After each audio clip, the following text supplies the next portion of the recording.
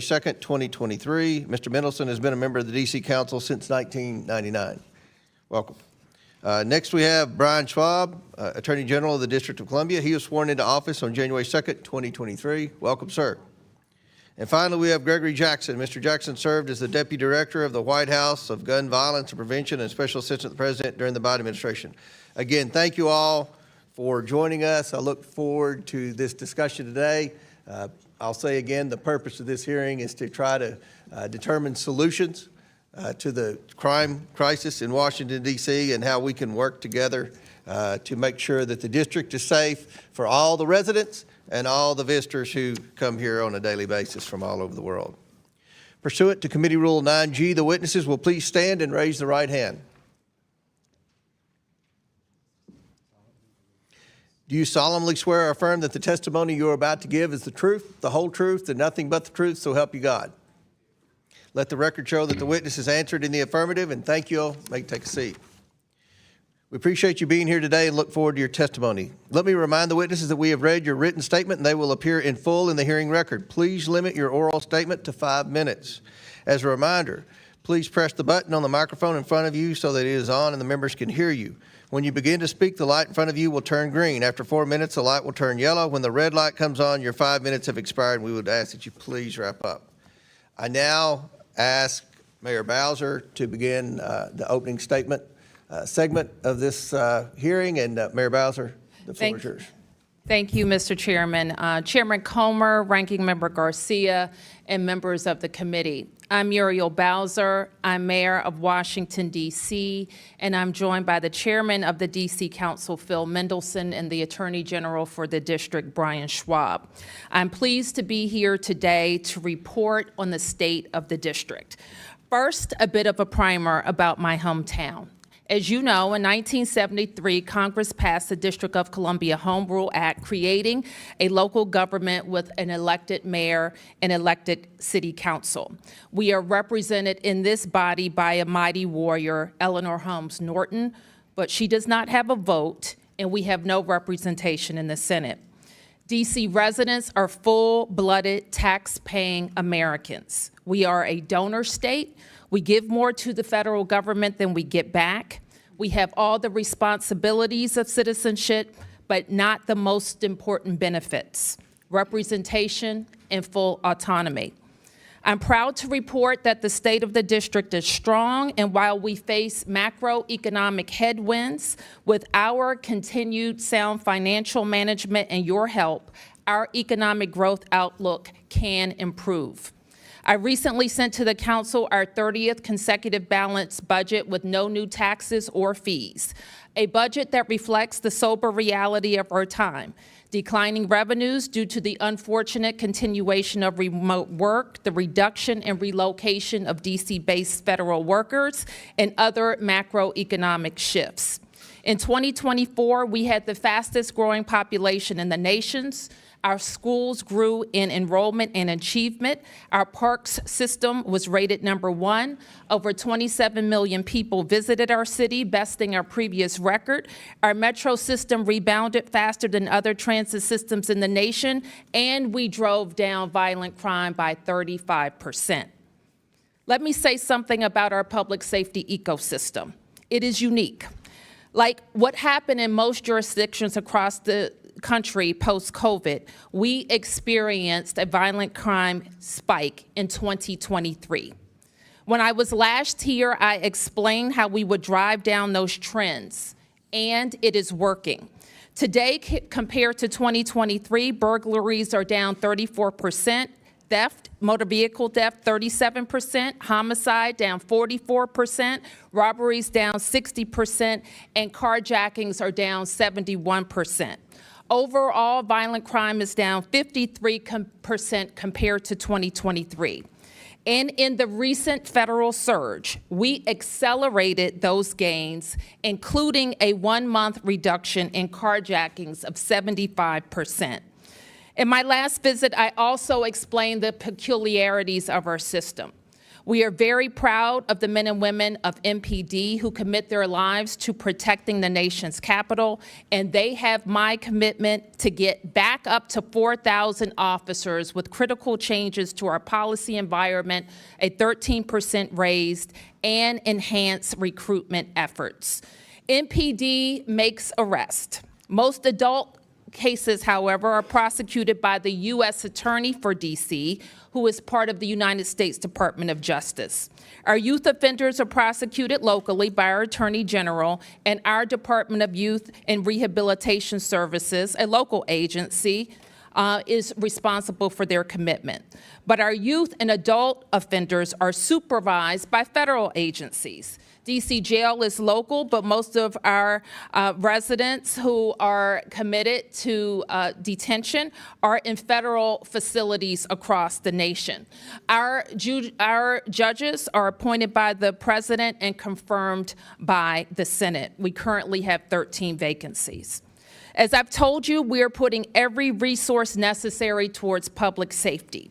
I've authorized the chief to use the overtime necessary to make sure we have adequate police on the streets. We spent 1.8 million hours of overtime last year at a cost to us of $75 million.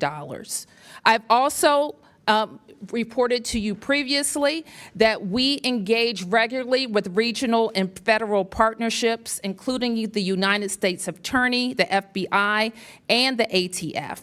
And that's why we will continue to use enhanced federal resources as outlined in my mayor's order, creating the DC Safe and Beautiful Emergency Task Force. In 2023 and in the years since, we pushed for legislation to rebalance our public safety ecosystem, including the Secure DC Omnibus. I'm out of time now, Mr. Chairman, but throughout the questions, I hope to also explain to you other ways that the Congress can be helpful, including helping us get back to 4,000 officers, fully funding the president's, when it comes, requests for beautification and safety efforts in DC to support America 250, helping with our homeless services, especially bridge housing that is working to get people off the streets. And finally, as we were able to do, Mr. Chairman, with the RFK legislation, their finance and economic resilience opportunities, like creating an opportunity zone, or DC's Act 60, like Puerto Rico's, to ensure the economic resilience of the nation's capital. Thank you. Very good.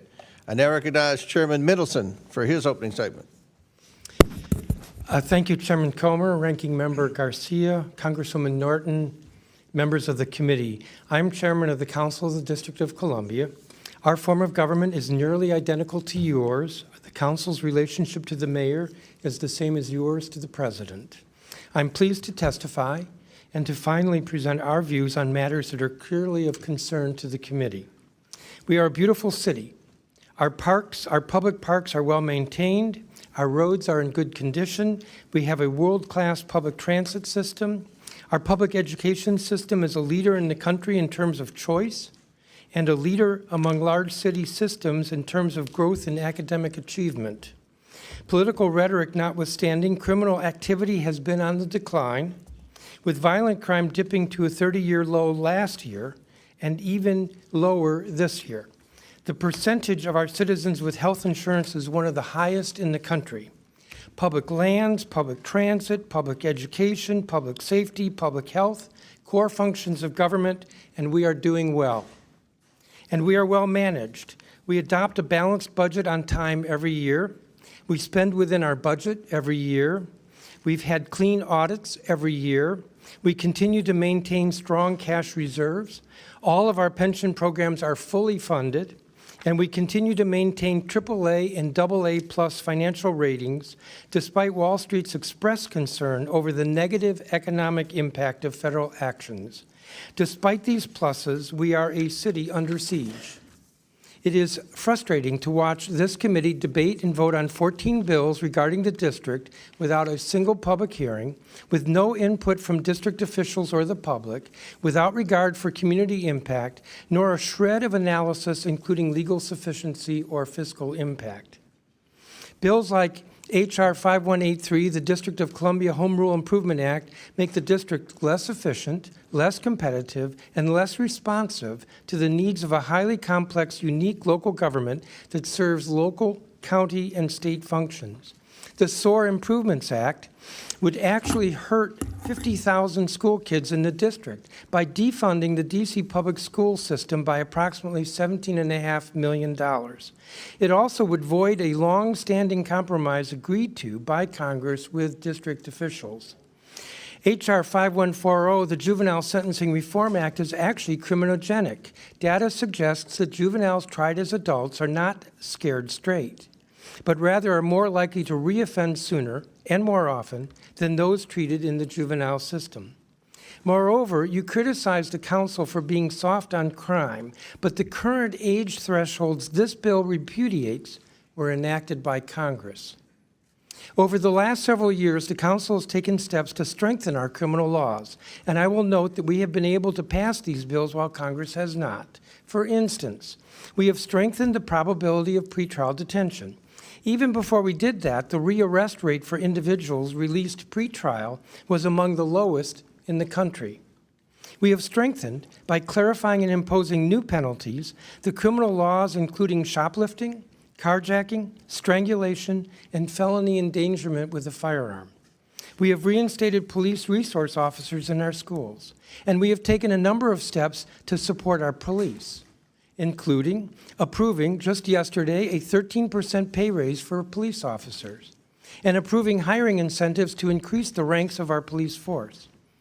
And we're about to adopt a deferred retirement option program to make service more attractive and to incentivize officers to stay longer.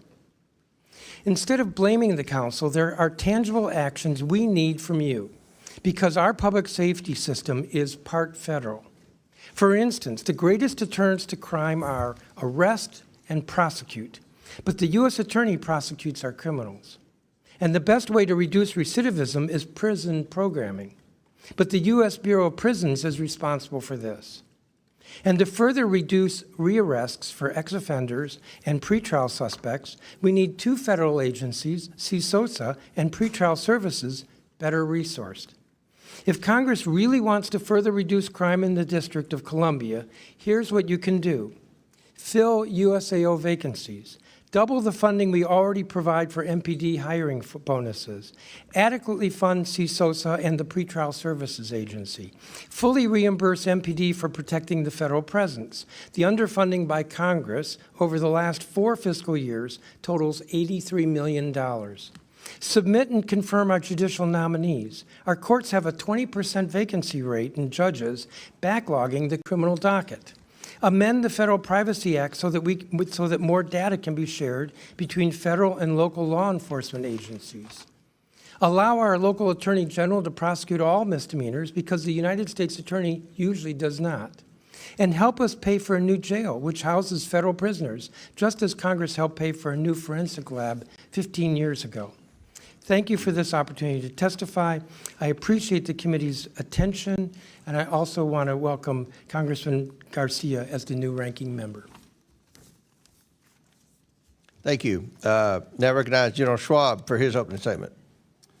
Chairman Comer, Ranking Member Garcia, Congresswoman Norton, members of the committee, I'm Brian Schwab, D.C. Attorney General, and I'm pleased to testify about the work my office is doing to advance the district's interests and to make Washington, D.C. safer and more affordable for everyone. I'm a third-generation Washingtonian. My wife and I raised our 3 daughters here. I love this city. Just like your home districts, D.C. is made up of vibrant neighborhoods, hardworking, talented people who are the backbone of our culture and our economy.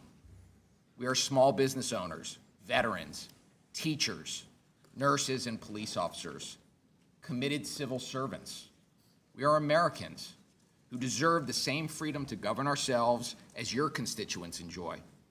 But unlike your constituents who benefit from having you here, to advance their interests, the more than 700,000 residents who call D.C. home have no vote in Congress.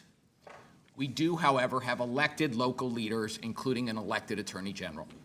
As Attorney General, I am committed to ensuring Washingtonians have a first-rate public law office, enforcing their laws, protecting their taxpayer dollars, and advancing the public interest.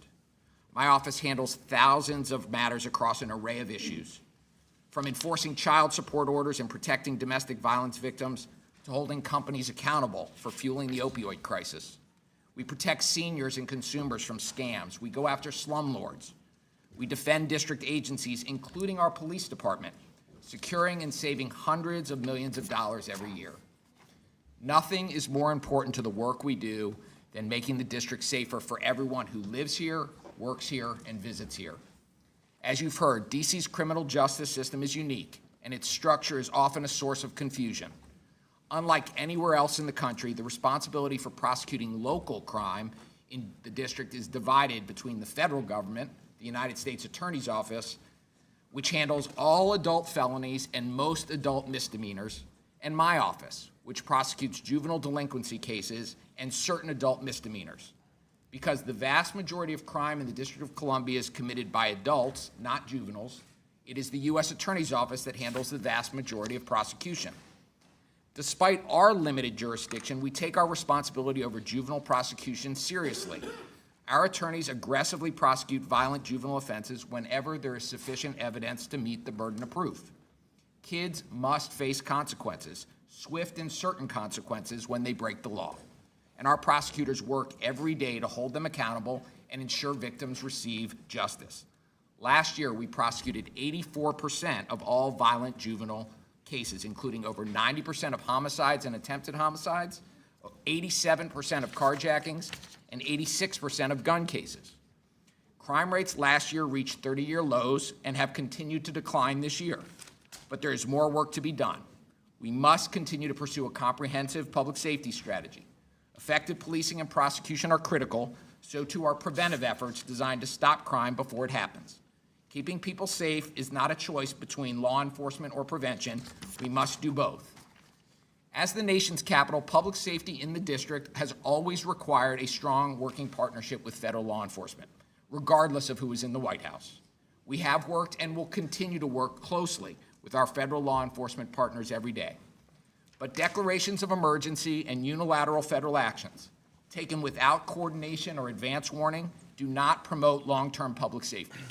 Sending masked agents in unmarked cars to pick people off the streets, flooding our neighborhoods with National Guardsmen who are untrained in local policing, attempting a federal takeover of our police force, none of these are durable, long-lasting solutions for driving crime down. In fact, they threaten to destroy critical trust between local communities and the police, trust which is essential to effective, efficient policing and prosecution. There are constructive ways the federal government can work with us to continue driving crime down. For example, Congress can help combat the flood of illegal guns pouring into our city. 95% of illegal guns that end up on our streets come from outside the district.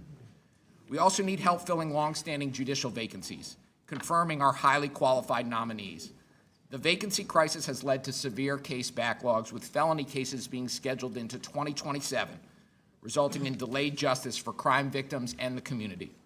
Finally, Congress could help by investing desperately needed services in facilities like a psychiatric residential treatment facility for youth with serious mental and behavioral health issues that often contribute to crime.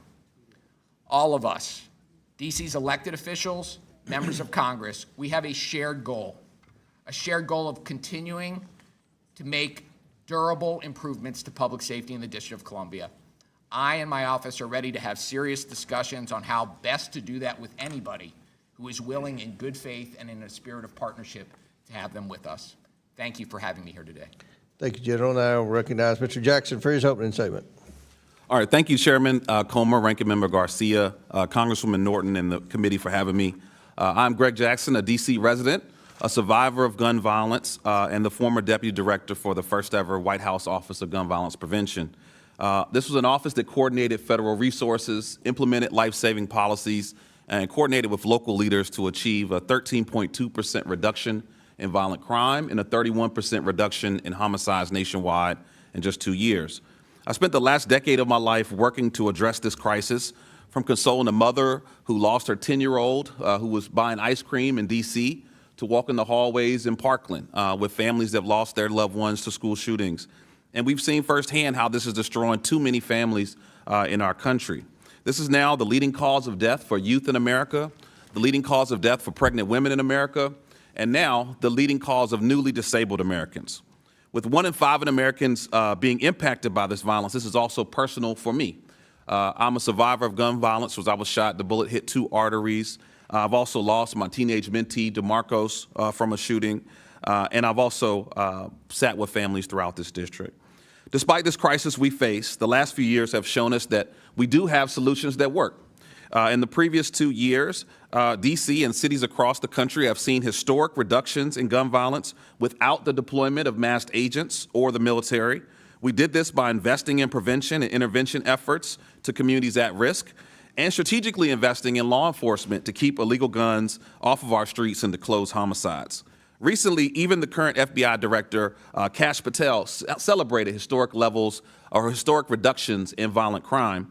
But we know that's not the product of a few months of troops or FBI actions. They are the result of billions in prevention resources, law enforcement, and community leaders risking their lives every day, as well as the transformative policies implemented over the last few years. Without masked agents and troop deployments, we've seen homicides drop 54% in Baltimore, 20% in Atlanta, 41% in Phoenix, 27% in Los Angeles, and as shared by district leadership, violent crime in D.C. is down by 53%. We got here in major part because Republicans and Democrats came together to enact a bipartisan law that provided historic resources for violence prevention, law enforcement strategies, as well as enhanced our background check system for those under 21, preventing domestic abusers from accessing guns, making the largest investment in youth mental health in history, as well as community violence intervention, and making gun trafficking a federal crime, prosecuting those who are flooding guns into our communities. These strategies, in partnership with local leaders, reduced homicides again by 31% and mass shootings by 20% in our country. As our communities have been fighting our way out of this crisis, we find ourselves at a dangerous crossroad. Instead of adding more federal resources to solutions that work, the Trump administration has dismantled and defunded bipartisan strategies passed into law to reduce violence. They shut down the White House Office of Gun Violence Prevention. They defunded law enforcement, including the ATF. They cut over $1 billion in mental health resources for our schools, terminated $812 million in funding for community violence intervention programs, defunded gun violence research, shut down the CDC Firearm Injury Center, dismantled important regulations like the zero tolerance policy for gun dealers, and now plans to further defund critical resources to address the root causes of violence like housing, employment, and health care. And here in D.C., the administration and Congress's actions have been extremely harmful, withholding over $1 billion of D.C. local tax dollars, undermining our leadership, and flooding our neighborhoods with military to instill fear in everyday Americans. Look, I live in Ward 8, a community that the White House has called a slum. But for us, this is a neighborhood where we walk our dogs, we listen to jazz on Sundays, we grill out during the summers, and most importantly, like any neighborhood, we support each other. But since this D.C. Trump takeover, we hear sirens nightly. We've seen buildings raided daily, like the building of young Mackay, who's sitting behind me. We've seen elderly harassed on their porch, and now even traffic jams from the flood of police and military on our streets. This deployment of federal troops that's essentially making us feel hostage in our own homes is not the federal support we need. And most importantly, it's costly, costing our country an estimated $200 million for one city alone. To be tough on crime, we need a different approach. We need a federal law enforcement that focuses on keeping guns out of our communities in the first place. We need to be tough on crime by fully funding the ATF to catch gun traffickers, to shut down rogue gun dealers, to disrupt dangerous black markets of firearms. To be tough on crime, we need to protect and fund the bipartisan Safer Communities Act that was passed and is working. To be tough on crime, we must hold the billionaires accountable that have put weapons from the battlefield into our backyards. And to be tough on crime, we must fund resources for communities that are most at risk, to prevent violence before it happens. We have real solutions to save lives from gun violence and reduce violent crime, and now is the time to protect that progress and continue to build on that momentum. Thank you. And Chairman, if you will, I do want to request, we had a really terrible tragedy last night where 5 officers were shot and 3 were lost, and I would kindly like to request we honor them with a moment of silence, if you will. Absolutely. Join me in a moment of silence.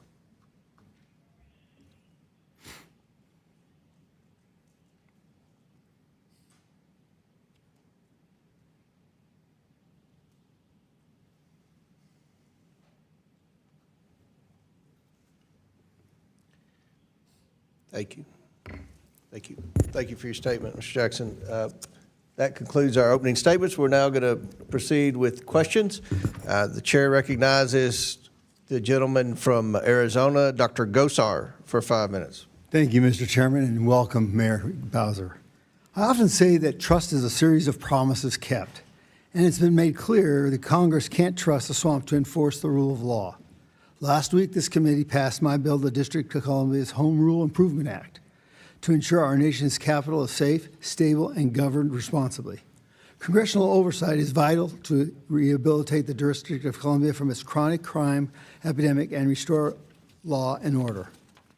Failed leadership, soft on crime policies, rampant corruption has left D.C. more dangerous than war-torn Baghdad.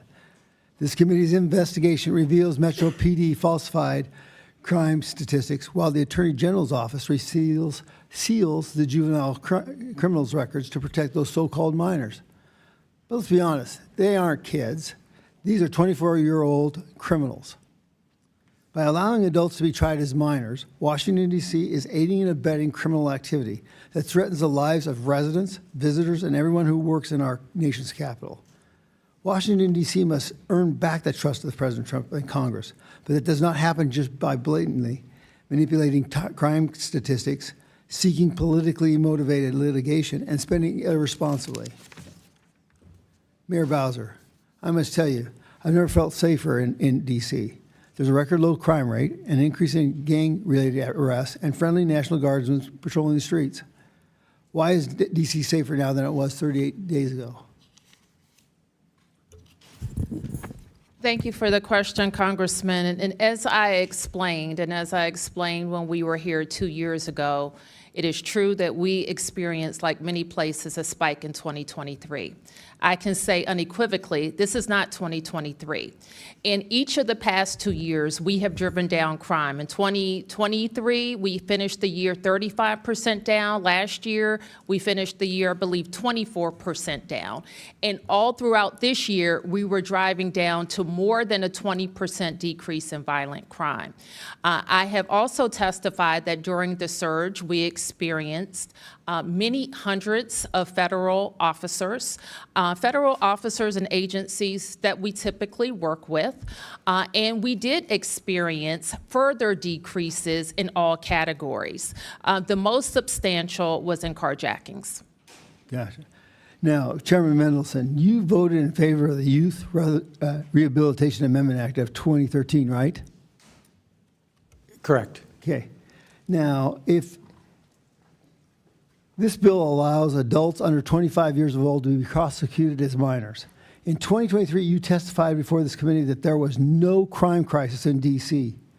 Now, if there's no crime crisis, then why did you establish the D.C. Violence Fatality Review Committee back in 2018, right before passing the Youth Rehabilitation Amendment Act?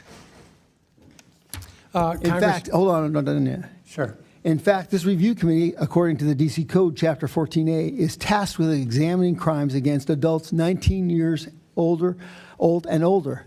This makes no sense. So, Chairman, are 19-year-olds only considered adults when they're victims, not the criminals creating them and creating more and more violent crimes? Your juvenile curfew emergency declaration resolution of 2025 states, since 2023, the district has seen a rise in unruly behavior by juveniles. Which is it? Yes or no? Do you admit that there has been a rise in juvenile crime here in D.C. under President Trump's declared public safety emergency? That there's been a increase in juvenile crime in the last month.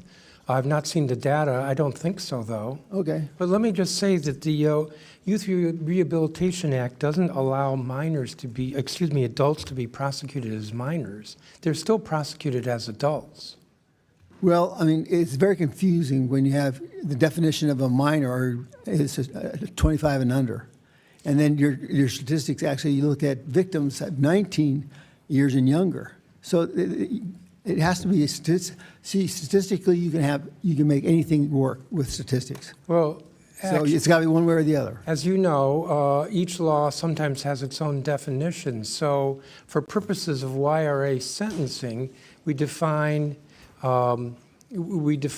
younger adults under 24, but that's not the same as they're being prosecuted as juveniles. Our criminal code is quite clear that anyone who's under 18 is prosecuted as a juvenile unless they are, for the most serious crimes, murder and sexual crimes, they are, by the U.S. Attorney, chosen to be prosecuted as adults. Thank you.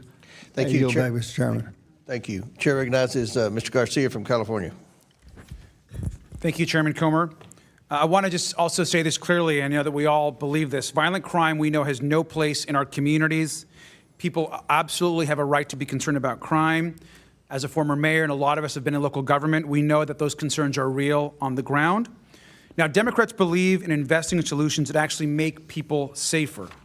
Now, Mayor Bowser, Chairman Mendelson, Attorney General Schwab, now can each of you just confirm with a yes or a no that you agree with me that one, we need to make sure that we have local officers on the beat, that two, that we're investing in community partnerships and organizations on the ground, and three, that we're building trust with law enforcement. Are those things important, Mayor Bowser? Yes. Mr. Chairman? Yes. A.G. Schwab? Yes. Thank you. Now, Mr. Jackson, is it also true that President Trump has actually destroyed and eliminated many of the programs which fight gun violence and save lives? Yes, sir. And did President Trump also not eliminate the Office of Gun Violence Prevention, of which, of course, you were very involved in leading? Yes. Thank you. And also, Mr. Jackson, is it not true that the Office of Gun Violence Prevention and the other work in the administration was literally focused on making this country safer? That's correct. Now, Mayor Bowser, as a former mayor, I know how hard, of course, you are working to keep people safe.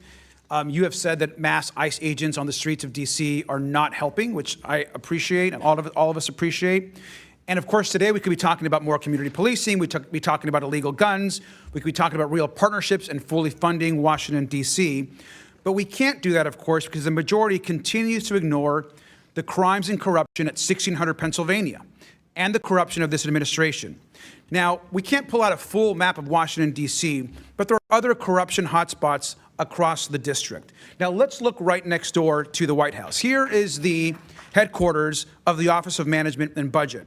Just next door, OMB ordered the unlawful freezing of more than $425 billion in congressionally authorized funds. This ovulates the law. It's corruption. It's a crime. This has hurt communities in D.C. and across the country. They're blocking funds for energy, education, law enforcement, and much more. Now, let's go down the map a few miles south. Here is the Department of Homeland Security, where Secretary Noam has ordered unlawful deportations and unleashed masked federal agents to harm innocent people across the country. And we have no idea, by the way, of who's following that and who's not. Who's following what rule, who is not. What we do know is that the legal rights of people and due process is being ignored.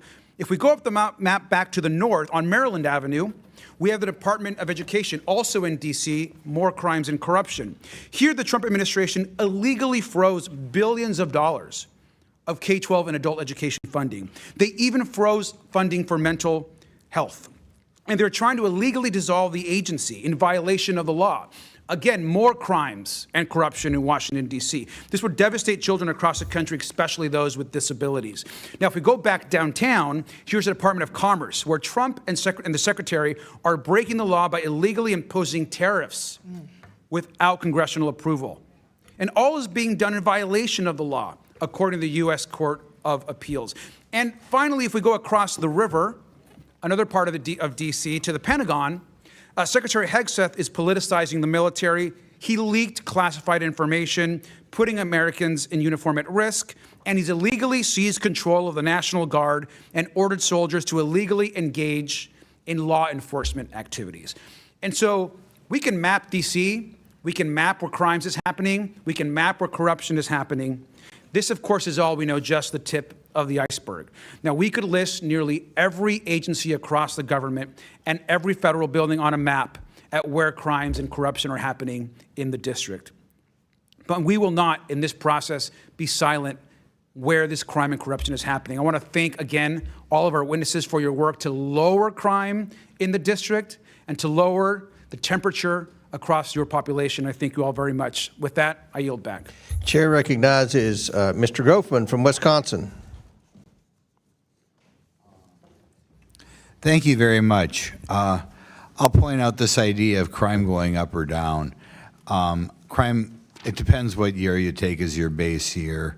I guess in Washington, D.C., the all-time high was in 1992, where we had 482 murders. That's just almost beyond belief.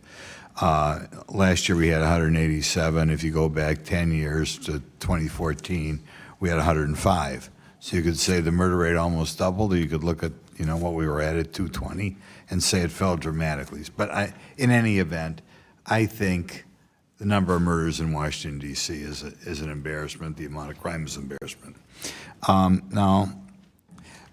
I guess the thing is what we're doing to solve it, and we just heard 4 experts apparently on the topic give their opinion. I sometimes, when I'm back in my district, which is not Washington, D.C., do ride-alongs with local police, local sheriffs, local police, what have you.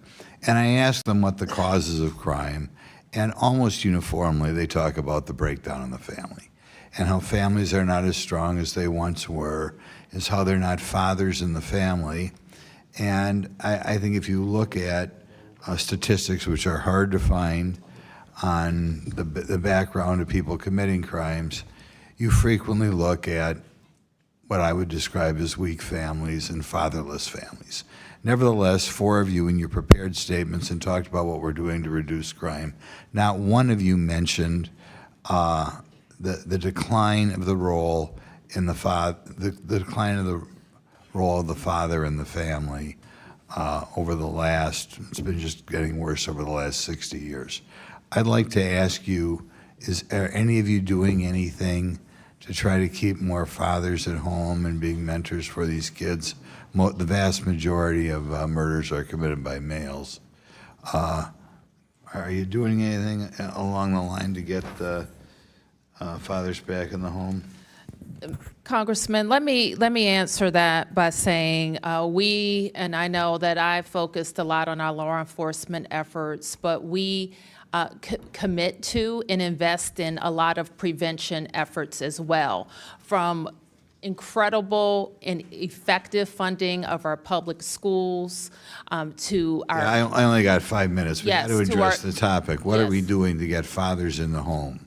Well, sir, we take the position that we support families in whatever form they come in, and we make investments that the government is responsible for. Great schools, great health care, safe streets. Mr. Jackson, could you want to try to answer that question? Are you doing anything? to Yes, talk about the a importance? major priority for funding for community violence intervention programs focused directly on mentorship with young men. In D.C., we have a program called Pathways. We work directly with those who are most at risk, and it's about everything from not just preventing violence, but how to strengthen their ability to be fathers, to be leaders, to be providers and protectors in the home. Well, are we doing anything to make sure that a higher percentage of children born in the district are born in families in which there's a father in the home? Are we doing something to address that problem, which to me is the big problem? And again, we have these hearings on crime, and none of the witnesses seem to be addressing the root cause of the whole problem. If I can, that $812 million that was terminated by the Trump administration cut community violence intervention programs. Many of them do precisely that. So if that's a priority, we should be funding, doubling down, and scaling out that work. I'm not sure that's true, but any of the other guys, Mr. Schwab, are you aware of anybody doing anything to talk about the importance with Washington's youth of having a dad at home when that child is born? Is anybody addressing that problem in the city? Every day, all day, sir, people are talking about how do we strengthen the family, how do we strengthen communities for young people, how do we make sure that young people have role models, family members, and others. Let me mention one other thing that's important from the work that my office does that doesn't make a lot of press. But one of the things we have a responsibility to do is do child support enforcement. And we know No, that that's not the problem. The problem non-custodial- is we don't need a guy paying child support or having his wages garnished. We- The problem is we need a guy in the home. So what are we doing about getting the guy in the home? We're trying to make sure in the enforcement of our child support rules that we are lowering the friction between non-custodial parents and custodial parents Okay, so that so- kids raised in the home have So we're both not parents addressing the engaged. problem. Okay, thank you. Well, I don't agree that we're not addressing the problem at all. We are trying to increase family stability. We, the government, no government can force a couple to be together but we are, for instance, we have vigorous programs with regard to reducing teenage pregnancy. Judge, We are gentlemen- trying to reduce the Gentleman's cycle time's of expired. poverty. Chair recognizes Ms. Norton from Washington, D.C. Thank you, Mr. Chairman. I ask unanimous consent to enter into the record a letter from 60 groups led by DC Vote, a letter from 150 groups led by the Leadership Conference on Civil and Human Rights, and a letter from the National Urban League and the Greater Washington Urban League. Without objections, ordered. District of Columbia residents have all the obligations of American citizenship, including paying federal taxes, serving on juries, and registering with Selective Service. Yet Congress denies them full self-government and voting representation in Congress. The only solution to this undemocratic treatment is to grant D.C. statehood. I ask unanimous consent to enter into the record a letter from leading constitutional scholars explaining why D.C. statehood bill H.R. 51 is constitutional. Without objections, ordered. The admissions clause of the Constitution gives Congress authority to admit new states. All 37 new states were admitted by Congress. The district clause of the Constitution gives Congress authority to reduce the size of the federal district, which Congress did by 30% in 1846. H.R. 51 reduces the size of the federal district from 68 square miles to 2 square miles, consisting of the White House, the Capitol, the Supreme Court, and the National Mall, and remaining under the control of Congress, under control of Congress. The new state consists of residential and commercial areas of D.C. The admissions clause does not establish any prerequisites for the admission of new states, but Congress generally has considered 3 factors: support for statehood, commitment to democracy, and resources and population. 86% of D.C. residents voted for statehood in 2016.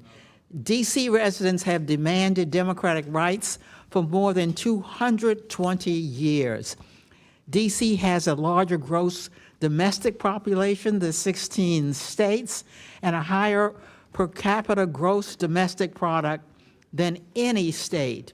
D.C. has the higher per capita personal income than any state. D.C. has a larger population than 2 states. Republicans do not like that D.C. votes for Democrats, so they deny D.C. statehood. Mayor Bowser, Chairman Mendelson, and Attorney General Schwab, my question for you is, why should D.C. be a state? Representative Norton, across the globe, Washington, D.C. symbolizes the power and the virtue of a representative democracy, a government that is of the people, by the people, and for the people. And yet, the 700,000 of us that live here in the District of Columbia are the only residents of the capital of a democratic country that do not have a voice in our national legislature. That's wrong. That's un-American. DC residents are Americans too. The lack of voting representation harms the District of Columbia. We, at this moment in our country, should be expanding democracy, not constraining it.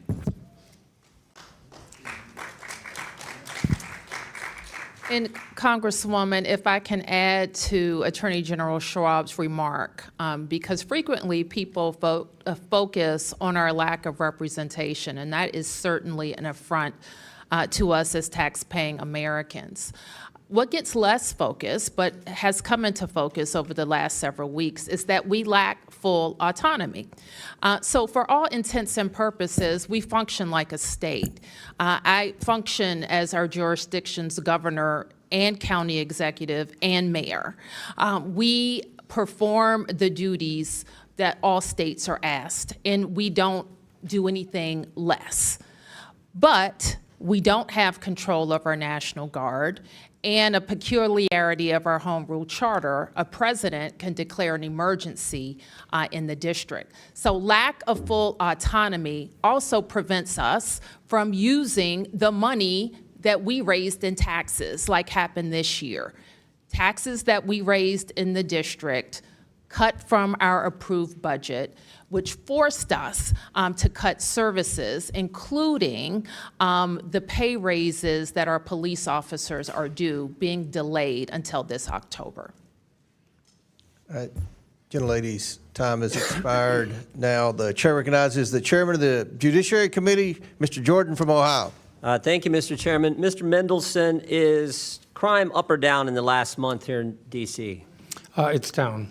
Down significantly, right? Robberies down 42%, deadly weapon assaults down 13%, carjackings down 85%, car theft down 24%, violent crime down 25%. That's pretty good, right? Yeah, that's correct. Before last year, before the surge, violent crime was down 26%. After the surge, violent crime was down 27%. Yeah, I thought you would say that before the surge that violent crime was down. But the chairman of the Fraternal Order, in fact, you said, I think you tweeted out, or you put a statement out on August 12th, violent crime in the district is at its lowest levels we've seen in 30 years. Correct. But the head of the Fraternal Order of Police, Mr. Pemberton, said, when our members respond to the scene of a felony offense, inevitably there will be a lieutenant or a captain that will show up on the scene and direct those members to take a report for a lesser offense. Are you guys cooking the books? I think we're not, but I also know that there are a couple of investigations run by this Well, you committee. settled a case too, didn't you? You just settled a case where someone said you were cooking the books. Is that right? I can't speak to that case. I don't have familiarity. Well, we know of it was settled. It's been reported. But I do know there are collateral statistics that affirm the reduction in Is Mr. crime. Pemberton lying? Head of the FOP? Yes. You think he's lying? Wow. Well, let me just read from the court case that was settled. This is the transcript of Mr. Randy Griffin, who's the commander of the Metro Police Department. And he was asked the question in his deposition.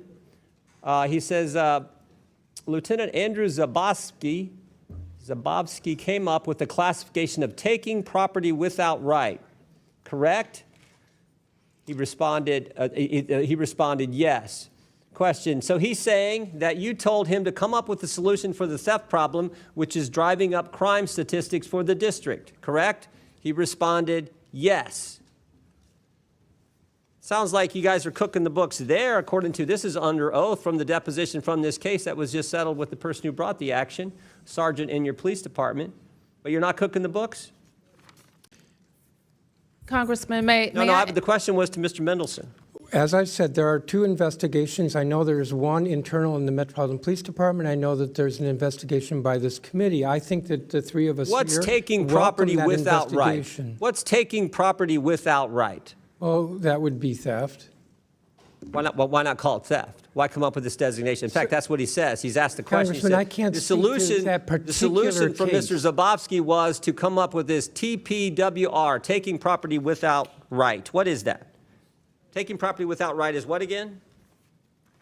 If you're speaking to the particular charges, I can't speak to that. And as I've said several times here, I can't speak to that particular case. I think the issue is whether there is I'm asking a simple question. You have a classification for crime called taking property without right. What does that mean? What does that mean?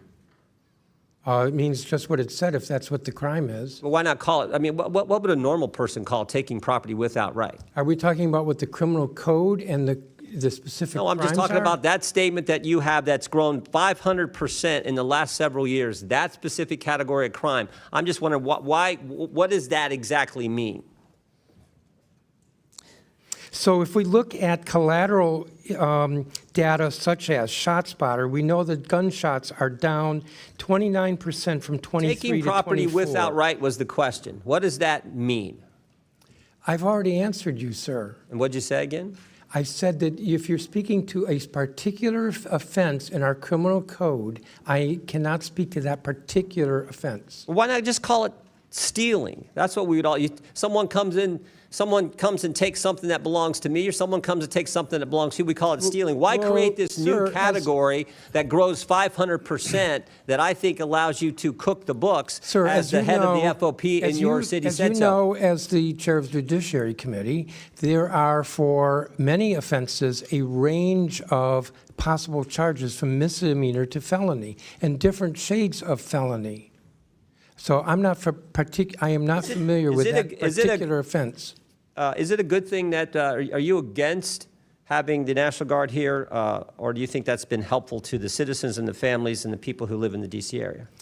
We think that the D.C. National Guard is a very valuable and wonderful asset to the city. That's a little bit different than having thousands of guard troops stationed around the city when there is not they are not trained in law enforcement, and my understanding is that many of them were looking kind of bored with what they were doing.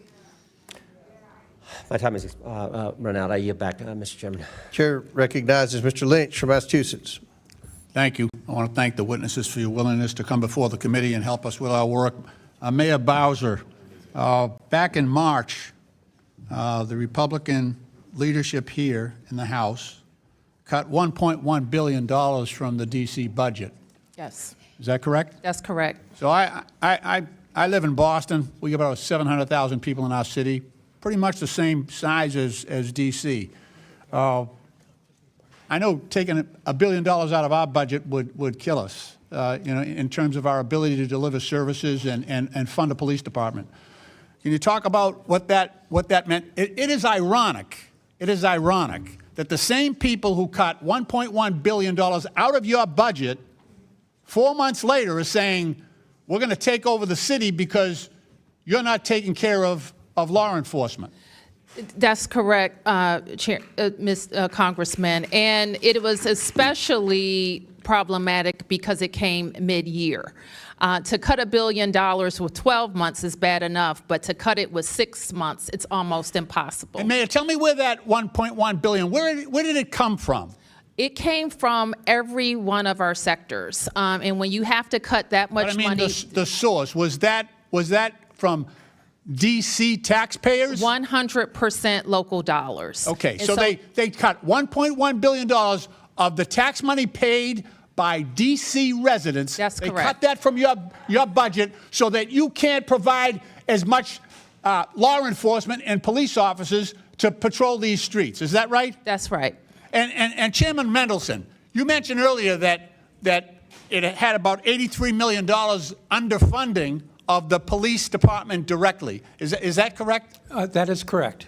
There's an emergency planning and security fund that Congress appropriates every year for. It is supposed to fully reimburse our MPD for its work in connection with the federal presence, whether Okay. it's demonstrations or escorts for the. I get it. There's a protest down here every week, every couple of days. So Yes. And I it's been compliment you on your underfunded. ability to try to deal with that. And that's not D.C.'s problem. That's the country, because this is the place we come to exercise our First Amendment rights to petition our government. So that's a lot of your problem, is the fact that you are our nation's capital, and this is where we come to complain, right? We complain to our federal government, and you have to deal with that. Attorney General Schwab, are you familiar with the Posse Comitatus Act? I am, sir. Your mic is not on. Yes, the Posse Comitatus Act is a law, long-standing law in our country that makes clear that in our country, military are not engaged in policing American citizens on American soil. Absolutely, but isn't that what President Trump is doing right now, bringing in the military to police the civilian population in this district? That's exactly what he's doing. Is that your view as well? Well, sir, I've filed a lawsuit that involves that very issue in terms of the legality. I read that. That's why I asked you the question. And so while a lawsuit is pending, I'm not going to talk about the specifics of the lawsuit or the merits of it, but I am very concerned about the law of our country being followed, especially when it puts the district and district residents in harm's way. Fair enough. Fair enough. Look, so now we have armed military on the streets here in D.C. because they cut your budget so you can't hire more police, and also to recruit more police officers. That's suffering as well. And yet I see that not only is the military being politicized, coming in here and supporting one president's agenda, but they're also suffering the humiliation of having to go pick up trash and do landscaping and spreading mulch, things like that. That is not what we ask of our sons and daughters when they put on that uniform. We should treat them with more respect than this president is treating them right now.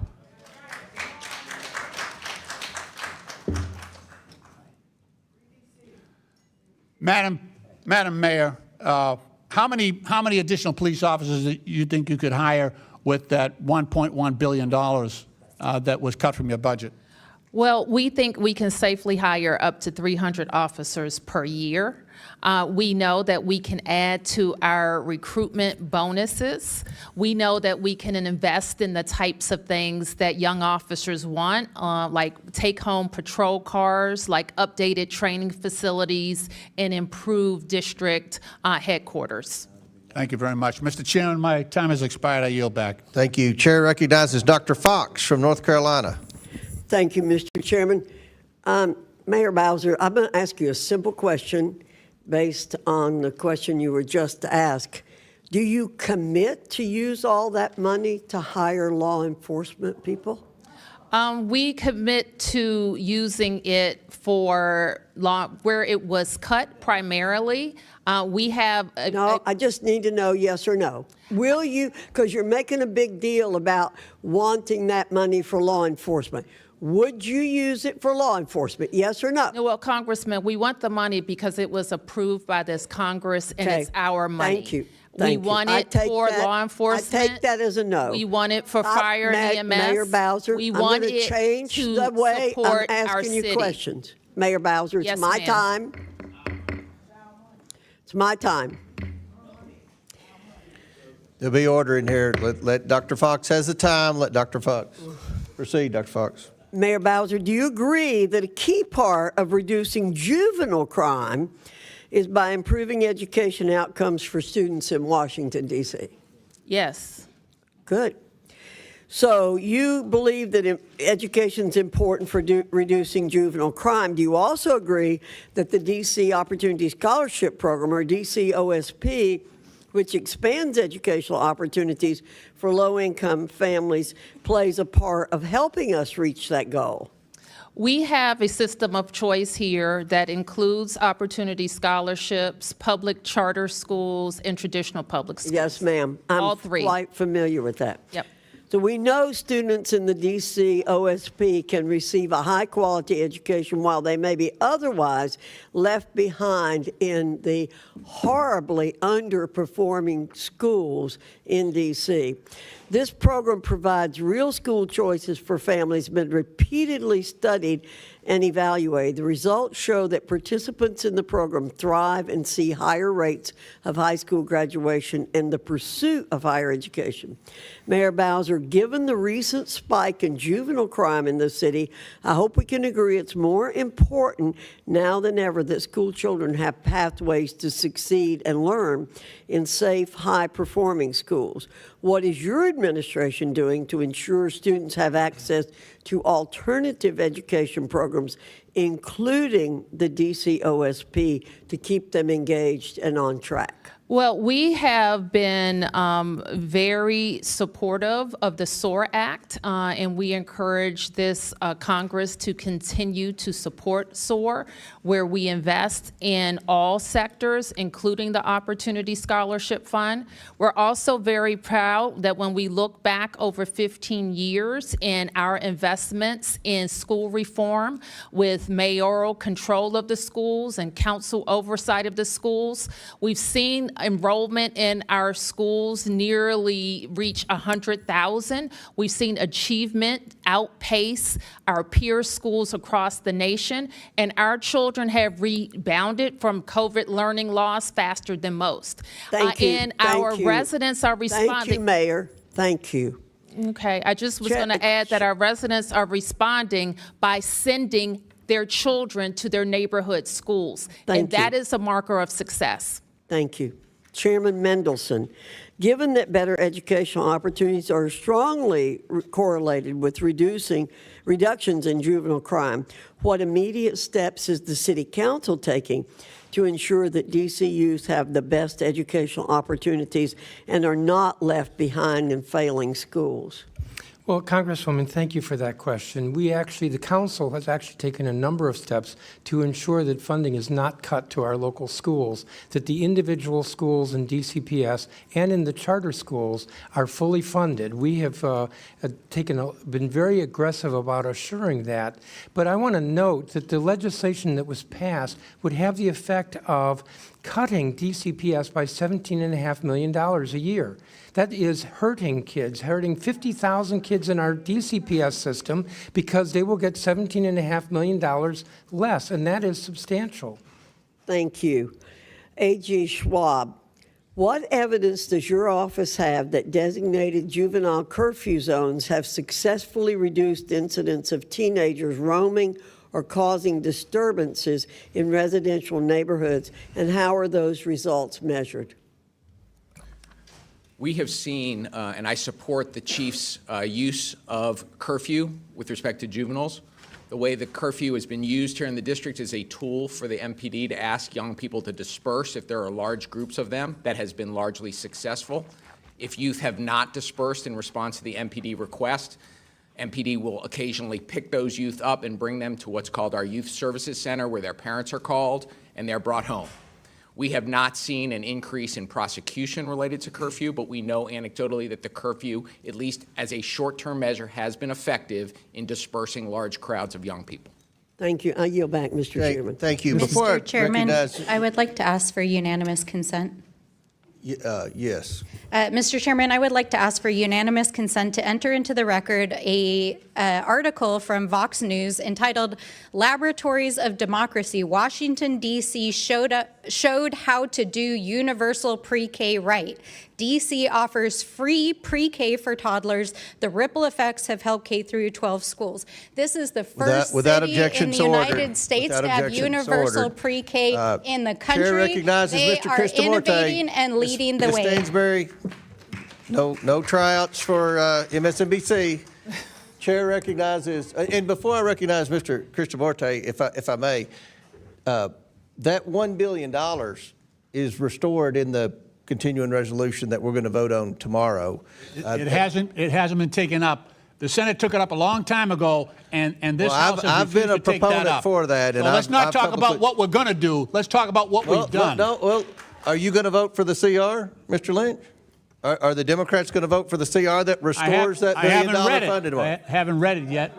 Okay. Let me know what it says. All right, we'll send you the text. Chair recognizes Mr. Kristamorte. Thank you, Mr. Chair. Though we're here today to discuss President Trump's takeover of D.C. law enforcement, Chicago, which I represent, is also on Trump's hit list. President Trump has demonized and called Chicago a, quote, hellhole. Attorney General Schwab, in August, the president called D.C. a hellhole as well, right? Yes, he did.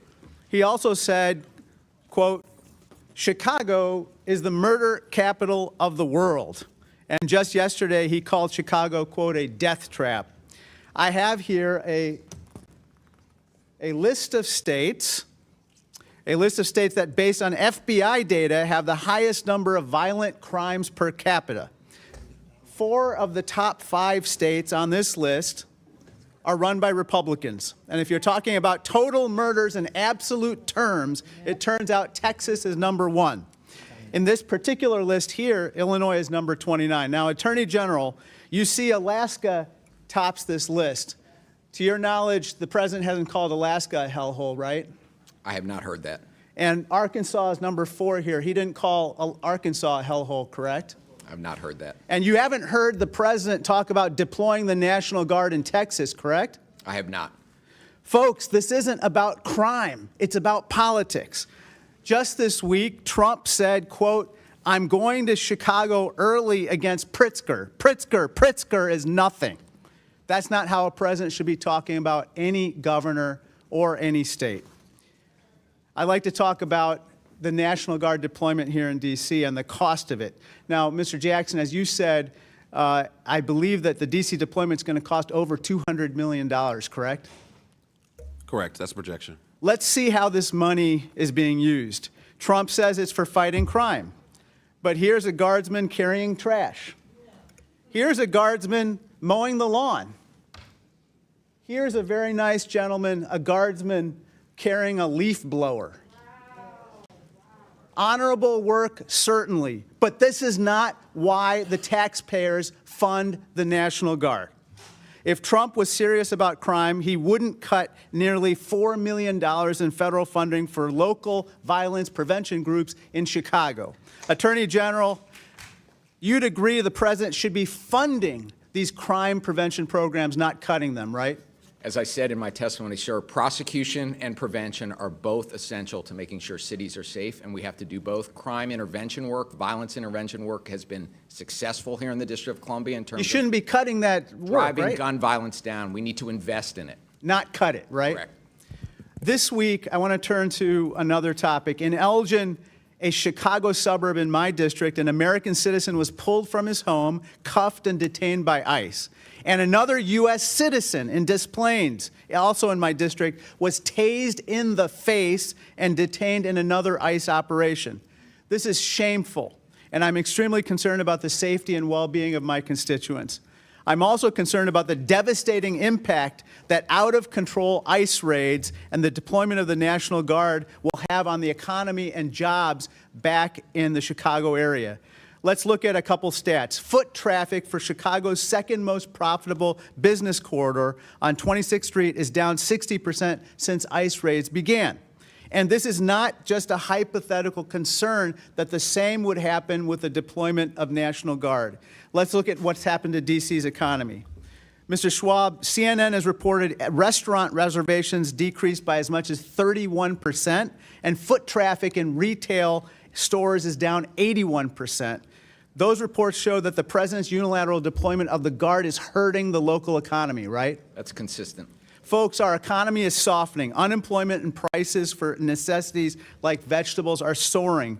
Mr. President, let's put aside politics and hostility toward governors and elected officials. Let's not take actions that hurt families and the economy. I'd like to turn to my final topic, and that's domestic violence. Attorney General Schwab, according to The Hill, President Trump suggested that, quote, a little fight with the wife shouldn't count in D.C. crime stats. You don't dispute The Hill reported this, right? I saw that. But there's nothing little about 12,000 victims of domestic violence in D.C., or nothing little about 50,000 Illinoisans experiencing domestic violence, correct? No, it's a very serious crime. There's nothing little about 12,000 children, more than 12,000 children who witnessed domestic violence in Chicago either, right? It's traumatizing. It's abhorrent that the president routinely dismisses violence faced by women. And given his friendship with Jeffrey Epstein, this attitude, unfortunately, comes as no surprise. Let's be clear. There's nothing little about domestic violence, not the scale of the problem or the courage of the survivors. I yield back. Chair recognizes Mr. Higgins from Louisiana.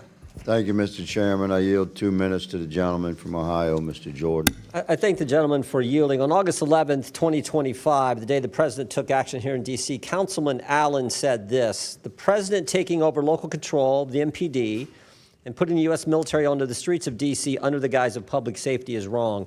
It's an extreme, outrageous, and dangerous move for our city and the safety of our residents. Do you agree with that statement by Councilmember Allen, Attorney General Schwab? I do believe that the presence of thousands of armed troops in the district has been a problem and counterproductive for public safety in the district. Counterproductive, dangerous. He said the second sentence, dangerous move for our city and the safety of our residents. How is 85% reduction in carjackings dangerous for the city, for the city's I don't residents? believe that Chairman Mendelson, do you believe that do you agree with Mr. Councilman Allen's statement? Well, if the question is about the National Guard reducing carjackings, I don't think the National Guard was involved in reducing carjackings. I'm asking about this statement. Do you agree with Councilman Allen's statement? Could you repeat the statement again? President taking over local control of the MPD and the U.S. military on the streets of D.C. under the guise of public safety is wrong. It's dangerous, outrageous, and extreme move for our city and the safety of our residents.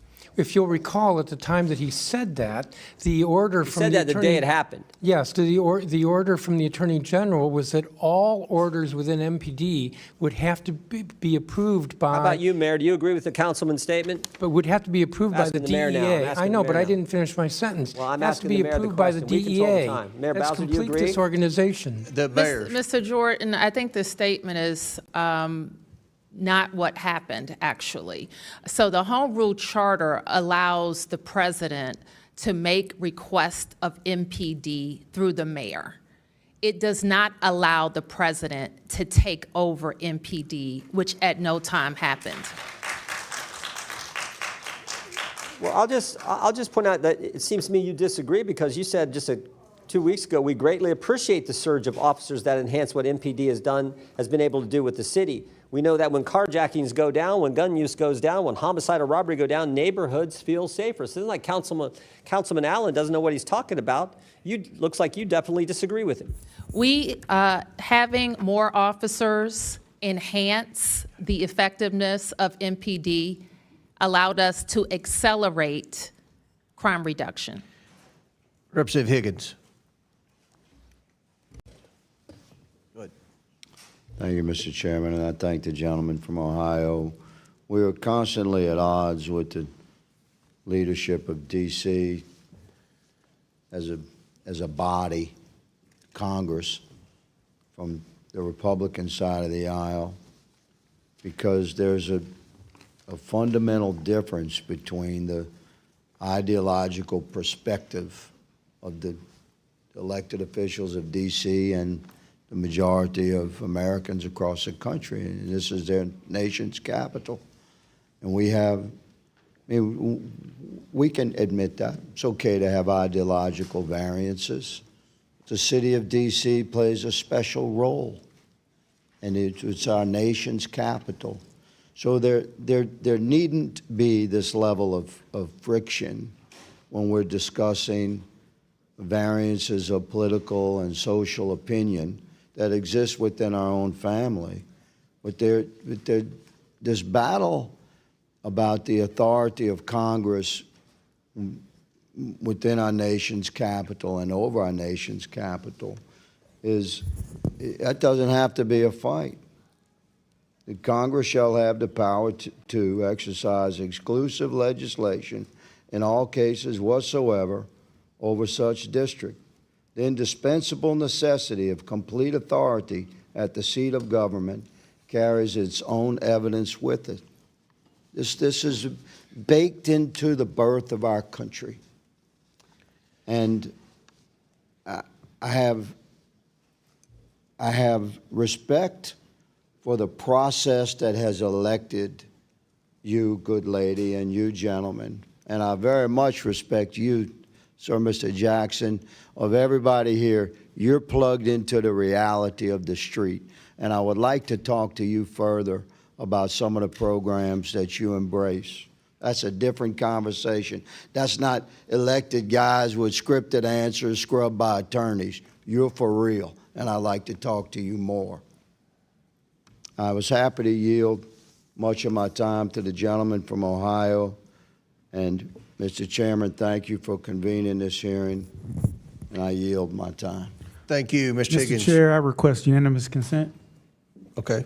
I request unanimous consent to enter into the record this August 22nd, 2025 article from CNN titled "GOP Governors Are Sending Troops to D.C. Their states have 10 cities with higher crime rates, which shows the blatant hypocrisy of the GOP when their states have higher crime rates. Without than objection, DC, so ordered. And yet choose to pretend. Chair otherwise. recognizes. Thank you very much, Mr. Chairman, and I want to thank you and the Vice Chair for convening us, the ranking member, I should say.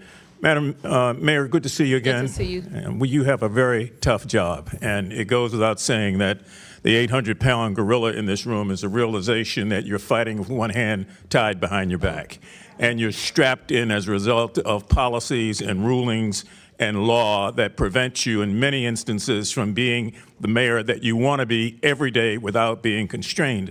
So I just want to say that on the record. It's easy for a lot of people to point fingers, but until you sat in that seat and had to make those decisions, it's very difficult. And one of your arms have been tied behind your back. Let's make no mistake about that.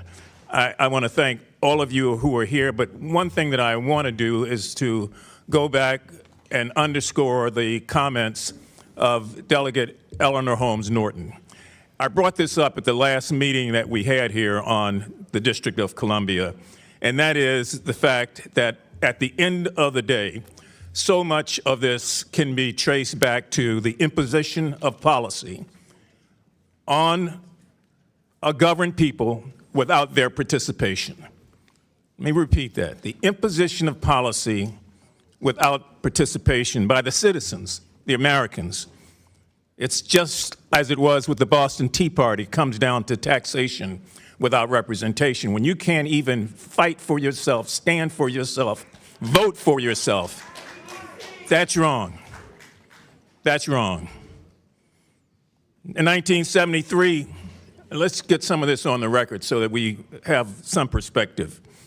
DC got the Home Rule Act, and you were able to elect your first mayor and your first city council. And Walter Washington transitioned from his previous position to be that first elected mayor. In 1978, some of you will remember that full congressional representation was in the form of an amendment, and that amendment failed because you couldn't get, not you, the district, but the nation couldn't get the requisite number of states to ratify it. In 1982, voters here in the District of Columbia voted to approve a constitution for a new state. Some of you will recall that was called the New Columbia. And yet it was ignored by this Congress over and over and over again. Marion Barry came up here on this hill so many times to make the argument for the people of Washington that fairness has to be fair. It just can't be proportioned out when we feel like it. In 1990, Congressman Walter Fauntroy, myself, Marion, Jesse Jackson, and so many others put together freedom train rides from DC to New England, making a stop in each city along the way, making the case for statehood, and urging Americans up and down the coast to support it. In 1993, I was proud, along with your current delegate, to vote for the first DC statehood bill here in the Congress. And let me just point out one thing. Not one Republican voted for that bill. And that bill went down. It went down after a great deal of fight by a vote of 153 to 277. 2016, DC voters voted to approve a statehood referendum. The people voted 86% to approve that. This Congress ignored it. In 2020, the 116th Congress, H.R. 51 became the next statehood bill. It was defeated. And the following year, in the 117th Congress, we came back with the same bill. It was defeated again without any votes or representation from the other side. So at some point in time, you have to ask yourself, if this is so partisan, what is the issue? Now, some people argue the issue is racial. I know I shouldn't say that, but I'm going to say it because people feel that way. They think that if this was any other population, majority population, that this would not be taking place. We all know that it's partisan, even though some people will say it's not partisan. because the district tends to vote Democratic. So let's not play games here. Let's be honest and true. And if we are true about making sure that Americans, no matter where they are, but especially here in this district, have rights that others don't have, stop treating the District of Columbia like a donor state. They donate their taxes, they donate their military officers, they donate their brain trust, and they give of themselves. And at some point in time, we as a body have to give back. Taxation without representation is as wrong today as it was when the Boston Tea Party exploded over the same issue. Thank you. Gentlemen's time's expired. Thank you, Mr. Mfume. Chair recognizes Mr. Biggs from Arizona. Thank you, Mr. Chairman, and thank you, all of the witnesses, for coming in today. Attorney General Schwab, do you remember the case State of Maryland and District of Columbia versus Engage Armament, LC, et cetera? I do. And in that case, just for anybody who's not aware of it, the district joined Maryland and sued 3 Maryland firearm retailers for allegedly making straw purchases.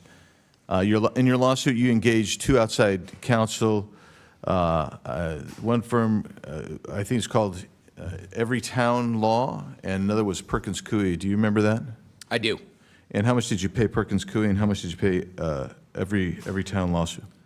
Both of those outside firms are on a pro bono basis, so no money has been paid to them. You didn't pay him anything. Okay. You filed that lawsuit was baseless, right?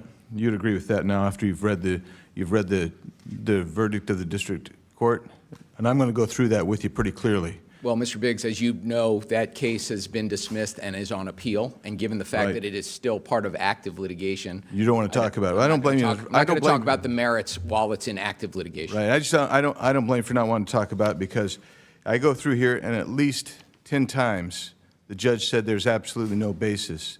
There's no factual basis for bringing that lawsuit. So that's pretty damning. And not only that, under Maryland law, and basically Arizona's the same way. Most cases is every bit of deference is going to be given to a party who's defending against a motion to dismiss or motion for summary judgment, right? I mean, that's normal. That's Maryland law, right? Yes, that's the standard. Yeah. And in this particular case, the judge made some very interesting comments. This is what he said. Ordinarily, leave to amend in Maryland is freely granted, particularly when a case is in an early stage, unless leave to amend would be futile or inappropriate for other reasons. This case presents such an occasion to deny the request, close quote. I don't know, I used to practice, I used to do a lot of trial work. I don't remember ever seeing something like that. That's pretty damning stuff from the court. And then it goes on, the judge goes on to say, at bottom, in the court's view, the plaintiffs hope to use the discovery process in order to construct a case. And the court correctly notes, through that discovery, the plaintiff wants to find sufficient facts to state a viable claim for relief. But right then, in the complaint, failed to state any claim for relief. And so, the question that's begged here is, why wasn't a Rule 11 sanction brought against you and the other plaintiffs' attorneys? Was a Rule 11 sanction brought? No, sir, and while we obviously disagree with that ruling, we are pursuing an appeal as the rules allow us to do, and I'm confident that we'll get it turned around at the Court of Appeals. Yeah, of course, you were confident you were going to win the case when you didn't have jack squat, but you went after 3 FFLs because you had a political agenda. There were no sanctions. Did you have to pay attorney's fees or costs? Were any of those ordered? I didn't see them ordered in here. I assume they weren't ordered. There were no sanctions. There were no costs. The important thing is we were working as hard as we can in this city to keep illegal guns out. No, the important thing is, and listen to me for a second. Listen to me for a second. The important thing, Mr. Attorney General Schwab, the important thing was that you were using your office to abuse gun FFLs because you don't like them, and that's the deal. Because as the judge said, you basically didn't have a case whatsoever. But you decided to use your power and your authority and make the process the punishment. That's what you chose to do. That's what you Respectfully, chose sir, to do, that is and there's not- no question before you. That is not true, sir. That's exactly what this says. And that's a shame, because that's an abuse of power right there. And so you come in here, sit here, and tell us all this righteousness about power. But I'm telling you, when you're using the process itself to go after political opponents, which is exactly what you're doing. This is a philosophical issue that you have. And you used them, and you used two firms that you know and I know that that's their motive. The law firm, every state, that is their job. That's what they want to do. They solicit funds to go out there and sue FFLs because they don't want the Second Amendment to even exist. Read their statements, and you joined with them. Mayor Bowser, it's good to see you again. I know you do have a tough job. I'm the first to admit it. Thank you. But it's good to see you again. Thank you. And I'm out of time, so I can't ask any questions, but I do have some things I want to, Mr. Chairman, I have some UCs. Yes, proceed. First of all, I wanted to introduce the memorandum decision and order from the case State of Maryland, D.C. versus Engage Armament et al. Without objection, so ordered.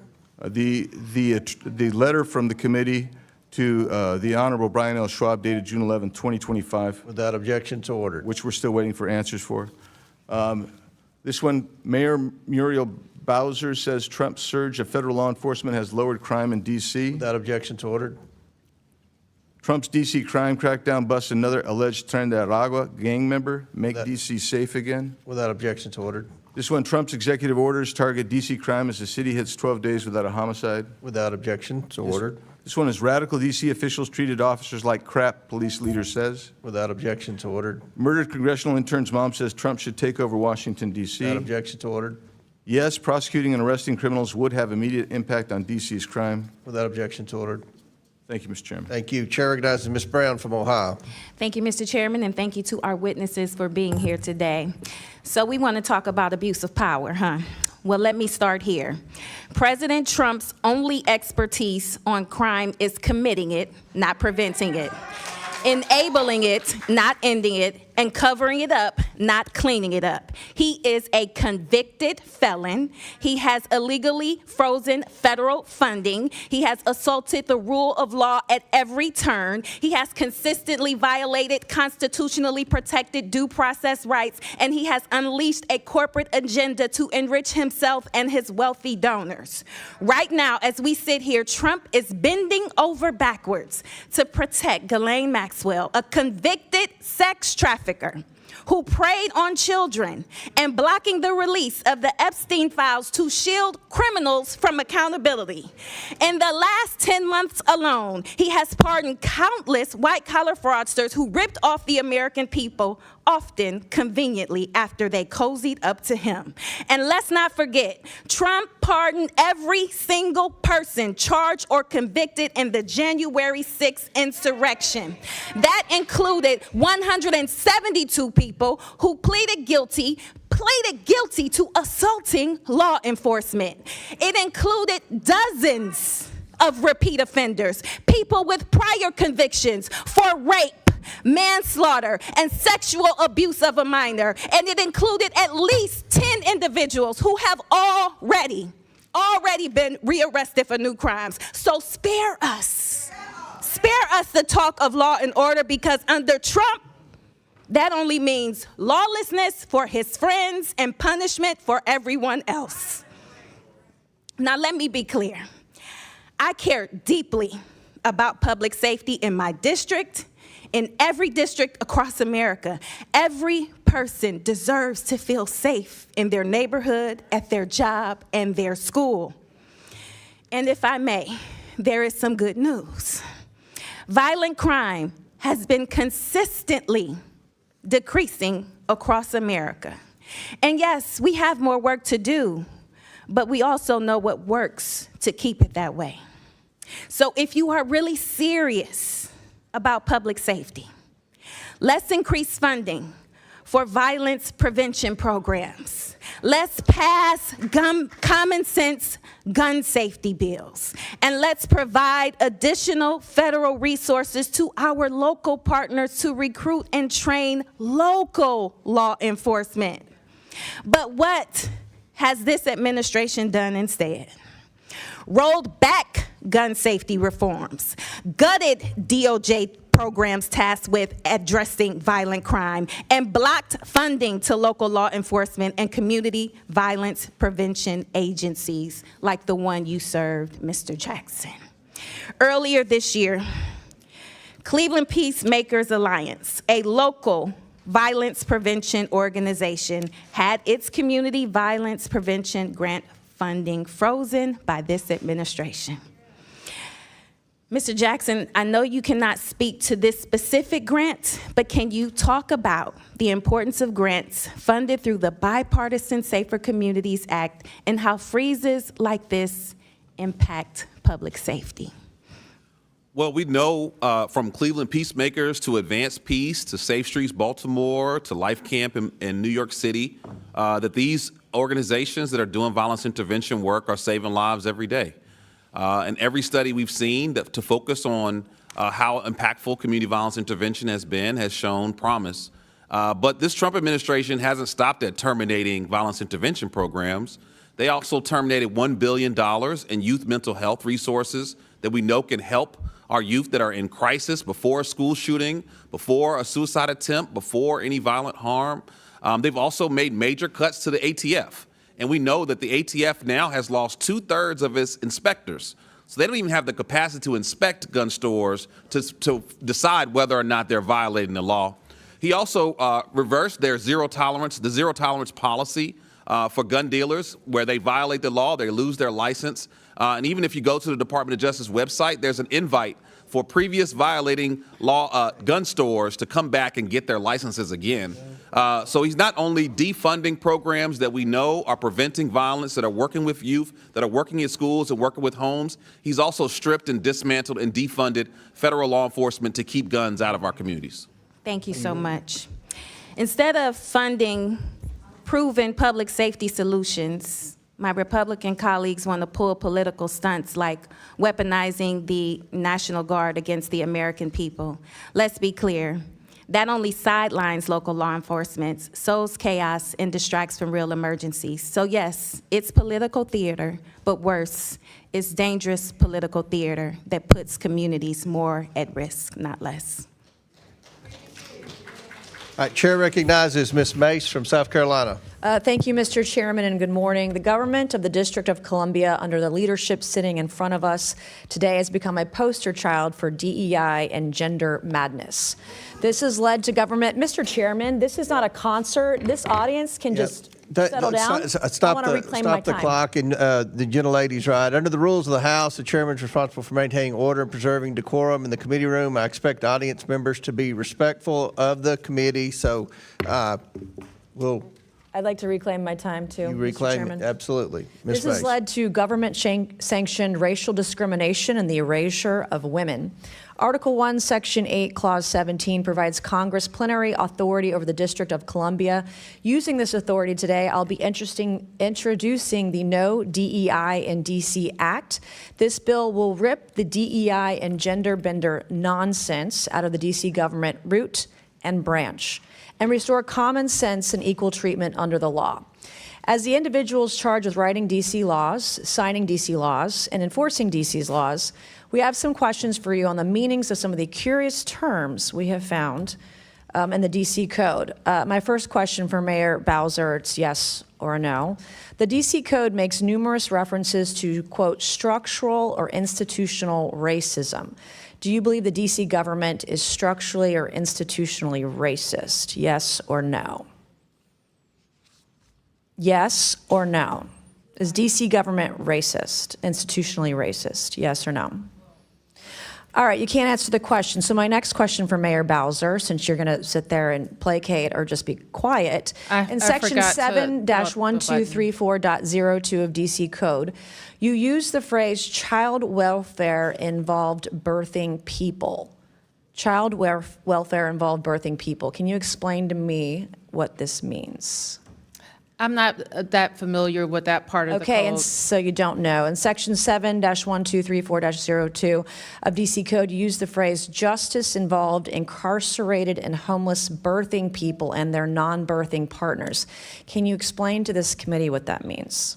I would have to see You the don't whole know. You're section. literally the mayor of DC, and you don't know your own code of laws. Well, I don't know All right, them one thing we verbatim. noticed the DC code struggles to define is the term woman. So Mayor Bowser, what is a woman? I'm a woman. Are you a woman? 100%. Okay. 100%. I'm a woman. You're looking at one. Okay, good. You actually, in section 3-703 of the DC code, you use the phrase, the intersectionality of gender and race to create unique dynamics and effects. Can you explain what this means to the committee? Where is that, ma'am? Section 3-703 of the DC code. Do you know what that means? No, Could you you give don't me know the what that means. title So of the- chapter 14D of the DC code establishes Mr. the Chairman, commission. I'm happy to answer questions. Mr. but Chairman, I'm going to can't- reclaim my time. This is not her time, it's my time. You can be quiet as I ask you questions, and then you can recognizes answer them. Ms. And then Mays. you can If answer you them. would give, I'm not, Mr. Chairman, this is my time, not hers. I'd like to reclaim my time. let's make good use of the time, Ms. Chair Mays. I'm making very good Chair use of my recognizes time. Ms. There Mays. And you're is- Ms. Mays making has my the point. floor. You're the mayor of DC, and you don't even know your own code of laws. What is a birthing person? I would assume it's someone who gives birth. All right. Why don't you use, are these women, are these moms? You think it's appropriate to call them birthing person? Can a man birth a person? Well, Be a that's birthing what I person? would call it, but I don't write all the laws, and I'm not familiar with every Can section. men get pregnant? No. Can men become women? Can a man become a woman? Yeah. Can a man become a woman? Miss Yes Mays, or no? Can a man become a woman? Yes or no? Miss Mace, I'm not Okay, here to my talk next about question, that. Chapter 14D of the DC Code establishes the Commission on Reparations and a reparations fund to provide eligible African Americans monetary reparations or other forms of redress. Is it the position of DC government benefits should be provided to individuals on the basis of race? I believe that the legislation requires a study. Okay, I'm asking you, is it the position of the DC government that government benefits should be provided on the basis of race? If you're is the referring to question. that legislation, I believe it requires a study. Okay, I'm asking you a question. Do you believe that government benefits should be given out on the basis of race? That is the question. This is the third time I'm asking. We have any number of benefits programs, and eligibility is Okay. established. You're not answering per- any of these per program. questions. I'll give it to you. You're slick. In Section 2-1383 of the DC Code, you use the phrase social value of the LGBTQ community business economy to the district. Can you explain what this means to the committee? It means that LGBT businesses provide economic benefit to the district's economy. Do you think all businesses provide economic benefit to the DC economy? They should, or they would be out of business. Yeah, of course. All right, thank you, Mr. Chairman. I yield back. Thank you. Chair recognizes Ms. Stansberry from New Mexico. All right. Well, good morning, everyone. I just want to take a moment to decompress after that. And I do want to just take a moment of personal privilege for our witnesses and for the members of the public who are here today to apologize for the behavior of my colleagues, for the disrespectful language that has been deployed, for the personal assaults on your character and professionalism. We know that you are representing the people of this city and doing an excellent job, and we support you. Thank you. Now, I want to turn to where the ranking member went at the beginning of this hearing and talk about the real crime wave here in DC. I think it's very demonstrable, and the data shows that the largest crime wave that we've had over the last 9 months began on January 20th. And the epicenter of that crime wave, one might call it a white collar, or in this case, an orange collar crime wave, is the White House. Because we have seen a slew of illegal firings that have resulted in millions of Americans being without vital programs, the withholding of millions of dollars of funds, violations of the Constitution, rule of law, separation of powers, due process rights, illegal arrests, illegal deportations, hundreds of lawsuits, grift that's resulted in billions of dollars in crypto schemes lining the pockets of the president and his family, government contracts to his friends, and an epic cover-up of the largest known sex trafficking scandal in American history, with the director of the FBI lying under oath in this chamber just yesterday. And I just want to say this, that it is a felony under the U.S. Code to lie under oath in front of Congress.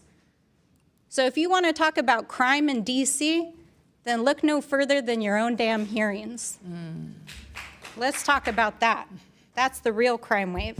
Now, Mr. Jackson, I really appreciate you bringing forward as part of this discussion this morning the impact that it's had on real people in the community. Because I think for people who do not live in Washington, D.C., who have never stepped foot in front of City Hall, gone to a city council meeting, have never met with the mayor in her chambers, have never talked to the people of Washington, D.C., they don't understand how this is impacting the communities who live here, of having this occupation in their midst.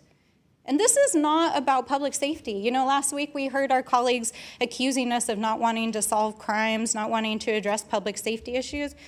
I mean, I'm trying to swear less, but that's just total bullshit. I mean, that's just a lie. That's just not true. We care a lot about addressing public safety. It's one of our top priorities. But that's not really what this is about, because if this was really about addressing public safety, you wouldn't have had the vice president and Stephen Miller walking into Union Station, making fun of, deriding, and putting down the people of D.C. while they're deploying National Guardsmen from across the South to stand on street corners to talk to their friends and be on their iPhones all day.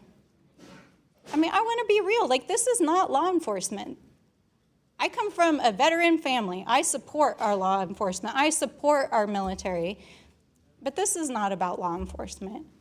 And if you talk to any cop on the DC streets right now, you know, thank them for their service. Because in addition to actually dealing with real crime on the streets as trained law enforcement professionals, they had to spend the last month dealing with the bullshit of the Trump administration and a bunch of people who are standing around in the way of them actually doing their jobs. So if this administration actually wants to address public safety issues, stop holding the city of Washington, D.C. hostage. Now, this is just exhausting to listen to this all day. And so I would love to hear from you, Mr. Jackson. You've shared already this morning. With my remaining time, I would love to hear from you what you think Congress can do to help support the communities that you work with in D.C. Just first of all, it's devastating what's happening in our communities. The first day of the D.C. takeover, we had to go into our communities and teach young people how to navigate law enforcement when their rights might be violated. Instead of teaching them about going to school and studying math and playing sports, they're trying to figure out how to navigate masked agents raiding their neighborhoods multiple times a day. Elderly folks that are getting arrested for petty crimes, 55 and plus, are now coming to us and saying, what can I do when these masked agents run into my neighborhood? And that's not how we solve crime. We don't scare and incarcerate our way out of this issue. We tried that in the 90s. It failed. The way that we address a public health crisis is we invest in prevention strategies. We look upstream to keep guns from pouring into our communities. You know, 95% of guns in this city come from outside of the district. We only have one gun store, but yet the FBI director is bragging about apprehending guns in D.C. while President Trump's son is literally profiting with the buy a gun, smart gun company. And so what we really need in this moment is for federal government to do its job to keep guns from getting into our communities by cutting down on gun traffickers, by going after rogue gun dealers, by holding the gun manufacturers accountable, and being tough on crime, specifically on those who are profiting off of the pain and death in our neighborhoods. Thank you, Mr. Jackson. Time's expired. Chair recognizes Mr. Cloud from is it Palmer or Cloud? Cloud from Texas. Oh, the great state of Texas, as we like to say. But thank you for being here. Thank you, Chairman, for holding this committee. There's a lot of consternation today about President Trump deploying the National Guard to help crack down on crime. I can remember it wasn't that long ago where the Biden administration had deployed the National Guard to block access to the people's capital. I would much more be in favor of helping solve the crime situation here in D.C. There didn't seem to be a lot of consternation coming from the left during COVID when our capital was surrounded by barbed wire and the National Guard were camped out. over the last 3 weeks is pretty undeniable. I mean, I remember what DC looked like, and it was just a couple months ago when Trump was elected. You can go by Union Station. There were homeless camps camped out. We had 2 staff members who had to deal with situations at gunpoint where they were accosted at gunpoint. We had another staff member who had to move out of their apartment after being threatened. I was coming to, took a train into Union Station and missed being present for someone getting shot. My chief of staff at the time was sitting out front and saw it happen. Missed it by 3 minutes myself. You know, and you look at the stats of what's happened, and it's important to, you know, there's a lot of comparing today apples to oranges and trying to, you know, you put up charts and the numbers don't. But if you compare the 3 weeks this time to the 3 weeks last time, it's dramatic. 38% decrease in homicides, 44% decrease in sex abuse. I mean, this is extraordinary. If those trends were to continue, that's 50 people walking around the city alive, 50 families that haven't been broken up over the course of a year. That's extraordinary. Chairman Mendelson, can you not agree that D.C. is a safer place than it was 5 weeks ago?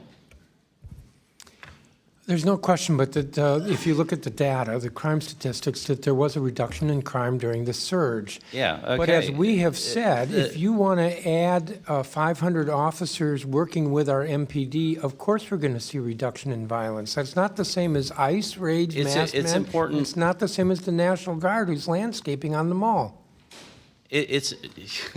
Do I need to go back to my National Guard point? You didn't have a problem when the National Guard was blocking access to the nation's capital, prohibiting people from coming here. And to that point, D.C. is different than other cities. D.C. is unique. Our founders, there was mention of the Boston Tea Party, the ones who were actually there, wrote the Constitution and said that D.C. should not be a state because it houses the federal government. And it would be important for a state not to give undue influence over the federal government. We saw this during COVID. Excuse me, I'm talking. They say nothing about excuse me, denying sir. us the franchise. Sir.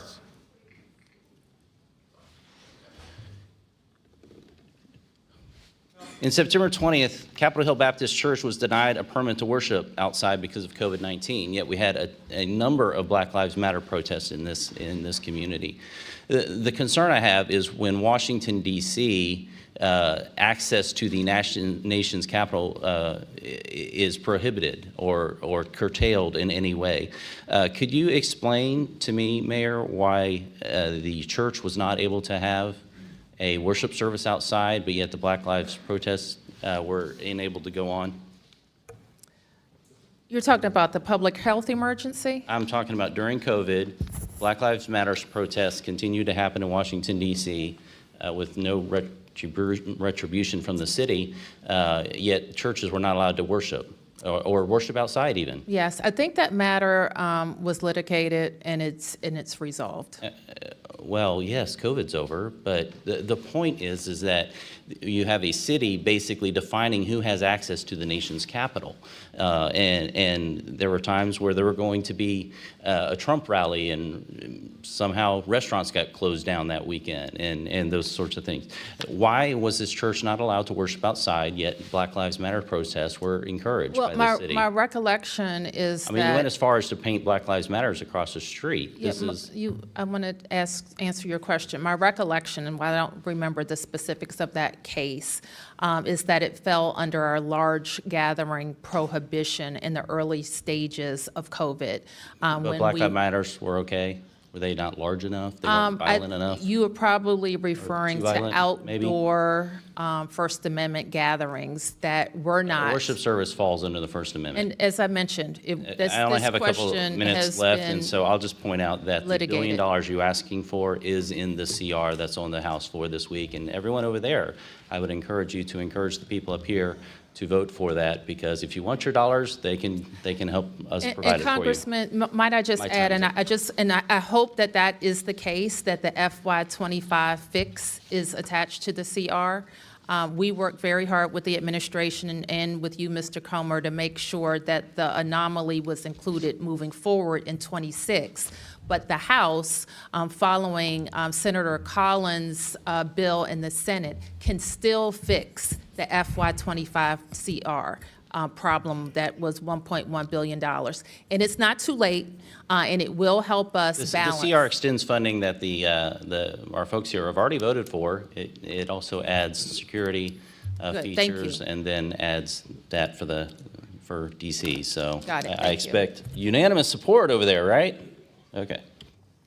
Thank you, Mr. Chair, I Cloud. Chair request recognizes unanimous Mr. Frost consent. from Florida. Mr. Chair. Oh, Mr. Bell. Thank you.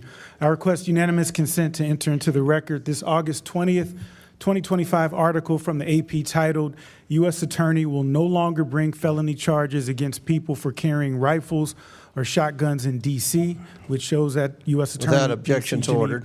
Pirro is outright ignoring gun crimes and making the city less safe. Mr. Chair, I have UCs. Let me recognize. Yes, Ms. Simon. Thank you, sir. I request unanimous consent to enter into the record on April 24th, 2025, an article from Records that was titled, Exclusive U.S. Department of Justice Cuts Grants Valued at $811 million. People of record say, which shows how the president's DOJ cuts will affect police and correctional facility funding. Without objections ordered. And I have a unanimous consent request. This is the CR, and it does restore that $1 billion in funding. So we'll be voting on that tomorrow. I'm going to vote for it. I've been very vocal in trying to get that included. I know that my colleagues on the other side of the aisle have mentioned it several times. So there are a lot of people in Washington, D.C. I assume this is on TV in Washington, D.C. Are you all going to vote for it tomorrow? I mean, that's a question I think the people in Washington, D.C., especially the people that are testifying here today, would probably like to know. But I'm going to vote for it. So Mr. Chair? without objection, we'll enter that into the record. Mr. Chair, I have another UC, sir. Yes, go ahead. Thank you, sir. I request unanimous consent to enter into the record this September 7th, 2025, an article from The Hill entitled, Most Oppose Trump Deploying National Guard to D.C. Other cities. Polls say that Without objection, so 57% ordered. of respondents said that they are against Donald Trump's decision to deploy the National Without Guard into the objections nation's ordered. capital. Thank you, sir. I'll get back. Chair recognizes Mr. Frost from Florida. I yield 10 seconds to Mr. Fume. To Mr. Mfume. I thank the gentleman for yielding. I'm sorry that my colleague from Texas has left the room. I just want to say that he pointed out in his remarks that the founders of the Constitution said that D.C. should be a federal district and never a state, as if they were right. And I would just simply call to his attention those same persons at that same constitutional convention and for 200 years afterwards said that black people in this country were property, not citizens. And then the Dred Scott decision said that we were 3/5 of an individual. So just because they said it clearly does not make it right, and it doesn't make it right with D.C. Yeah, no, I really appreciate you bringing that up. And also, they're wrong about what's in the Constitution in the first place. The Constitution does not say that we cannot make Washington, D.C. a state. It does not say that. You claim to know the Constitution, and you haven't read it. Nowhere in the Constitution does it say that we can't do that. What it says is there should be a federal district. And the legislation put forth by Representative Norton and supported by House Democrats would make the federal district encompass the places that we work, the White House, the United States Congress, the Supreme Court, and not include the 700,000 people who live in D.C. who pay taxes but don't have proper representation. That's right. You know, usually when we're talking about D.C. in this committee, it's, you know, usually we have just folks who can watch in the audience. But I'm happy that today's different because we have representatives from the district's local government and Mr. Greg Jackson Jr. here to give voice to what's going on in Washington, D.C. Greg, you've called the district home for decades. You bring the perspective of the D.C.'s people to this committee. You bring years of expertise and experience in crime reduction to this hearing. And of course, a survivor of gun violence yourself. But Before President Trump started playing dictator with the people of D.C., he started dismantling important community safety and violence crime prevention programs, most notably the White House Office of Gun Violence Prevention. Not a partisan office, an office that worked at reducing crime in all of our districts. As a former deputy director of that office, can you describe some of the important work that has stopped due to this administration? Yeah, one of the most critical things was we were coordinating the response to mass shootings and concentrations of violence. And so without that coordination, cities, states, and local jurisdictions are on their own to navigate these mass tragedies. We implemented 54 executive actions, including adding $2 billion to the Victims of Crime Act Fund. And I will note that on August 2025, multiple states, I believe 24 states, sued this administration for withholding $1 billion in resources for victims of violent crime. But we were the ones that were pushing more resources to victims. We also fully implemented the Bipartisan Safer Communities Act that each party came together on and voted for in 2022. And then lastly, we work directly with local leaders to make sure that we're elevating strategies that work across the country. You also prevented serious crimes by ensuring that we prevent access to illegal guns, correct? Correct. We partnered with agencies to do that. You know, between 2017 and 2021, over 11,000 criminal firearms were recovered in D.C. Most of them, as you noted before, come from outside Washington, D.C. And an interesting statistic, too, is a third of those guns traveled over 300 miles. Over 300 miles to come here. You want to know where they came from? South Carolina, North Carolina, Georgia, Mississippi, Louisiana, Tennessee, Ohio. These are the states where these guns are coming from. States that don't have good gun laws. States that aren't keeping their people safe, and as a result and byproduct have wreaked havoc on the people of Washington, D.C. Trump's total disregard for American safety is obvious from his current budget requests. Having already fired a majority of the federal gun dealers' inspectors, now he wants to slash another $1 billion that could be used to crack down on these guns. Congressional Republicans are also doing their part to make us less safe. They're trying to remove restrictions on silencers, trying to remove restrictions on rifles, even on firearms designed to look like everyday objects.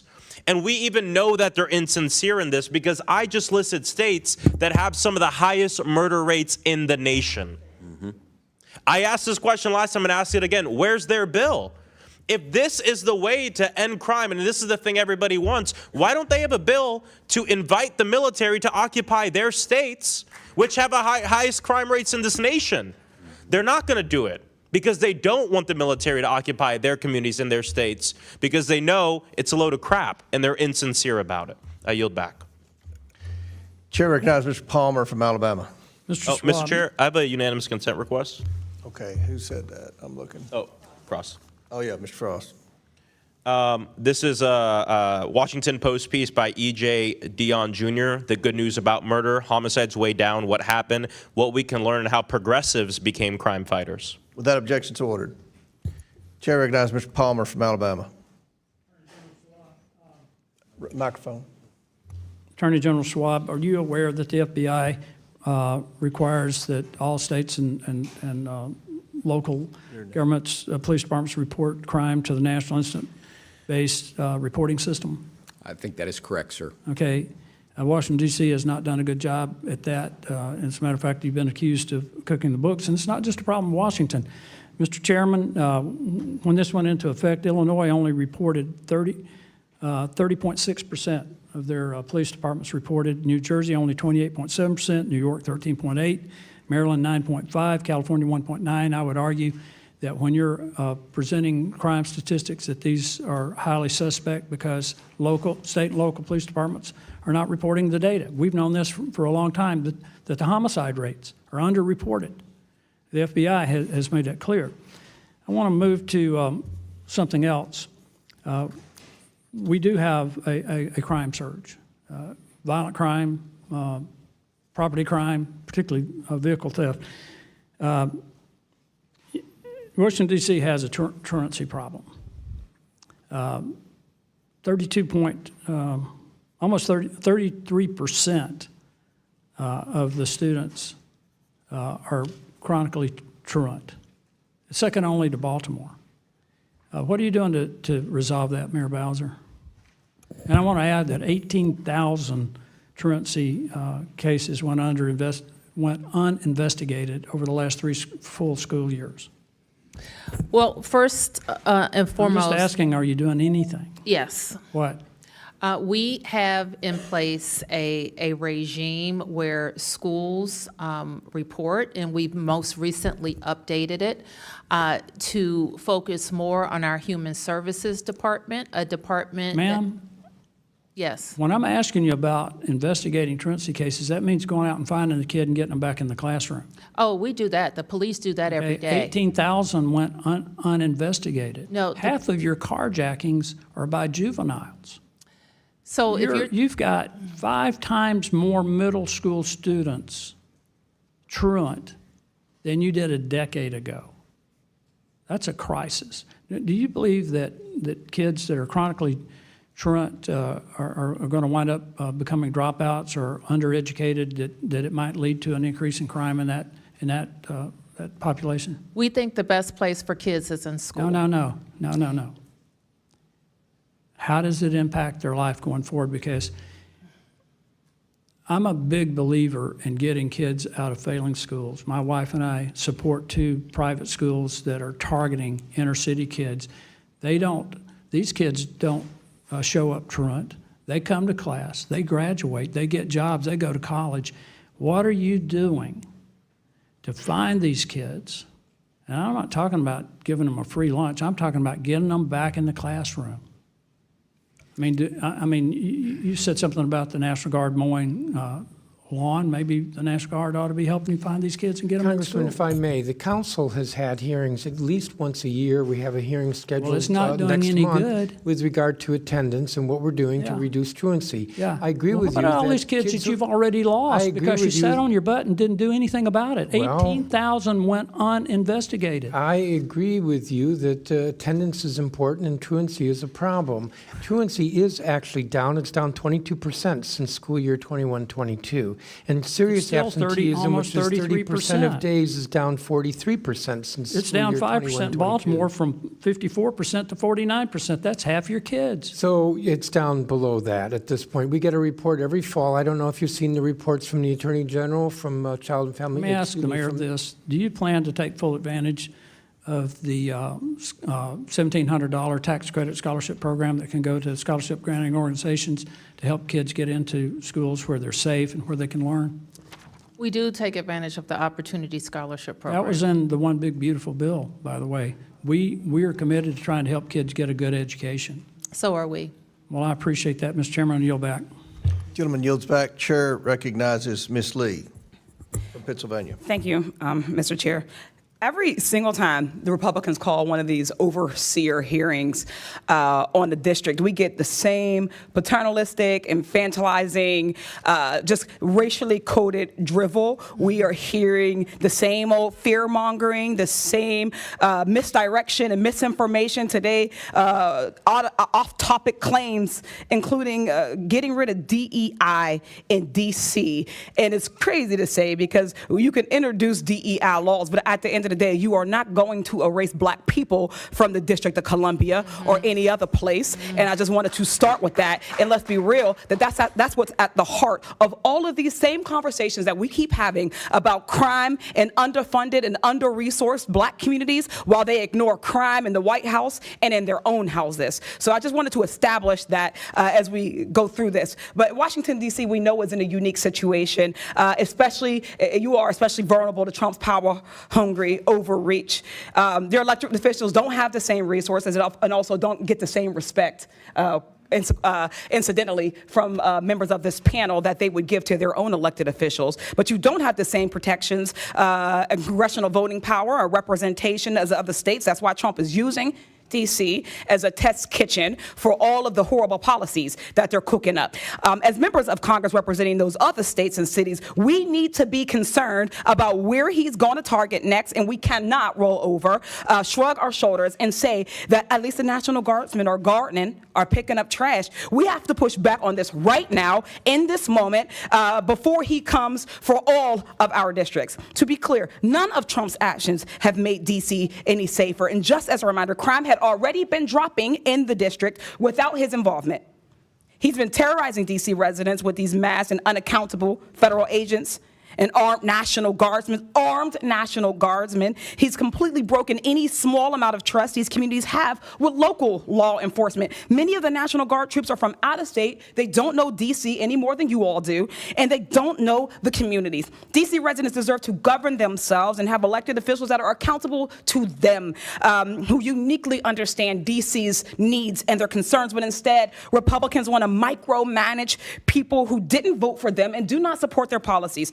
Chairman Mendelson, we marked up 14 bills on D.C. last week, 13 of which you opposed. Was the D.C. Council consulted on any of those 13 bills? We were not. Have you taken any of the members on this committee on a full tour of a D.C. neighborhoods?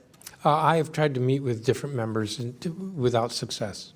Yeah, because we all know they talk a lot about DC and they pretend to know DC, but the reality is that very few of them have ever left any of the communities that are in walking distance of the Capitol itself. And I bet they've probably never even been. I remember last term we had a member talk about, well, the unique part of DC is that you all get access to every member of Congress, but I've never seen a member of Congress in any of the carryouts in DC. I ain't seen them at any of the Ethiopian restaurants or at a Caribbean joint, but that's neither here nor there. Do you think it's necessary to work with local officials to improve public safety? Absolutely. Has the Trump administration reached out to the council to ask you all what you need to help keep D.C. safe? They have not. Crime is especially easy to exploit and use as a political tool. Everyone, regardless of how they vote, cares about safety. We care about community safety. That's why I launched the Community Safety Agenda and Caucus, because we have community-based, evidence-backed solutions that we know work. But instead of offering real solutions to prevent crime, to respond to people in crisis and stop violence, which D.C. and many other cities have invested in, Trump's scare tactics and political theater only makes these communities safe. These proactive investments in communities that actually bring down crime. The data could not be any clearer. It's the programs that work to stop crime before it can happen rather than just responding afterwards. Yet DC is struggling to fund these types of programs because y'all have not restored and passed the $1 billion that Congress owes them. Attorney General Schwab, you've made stable housing for DC a priority, correct? I have.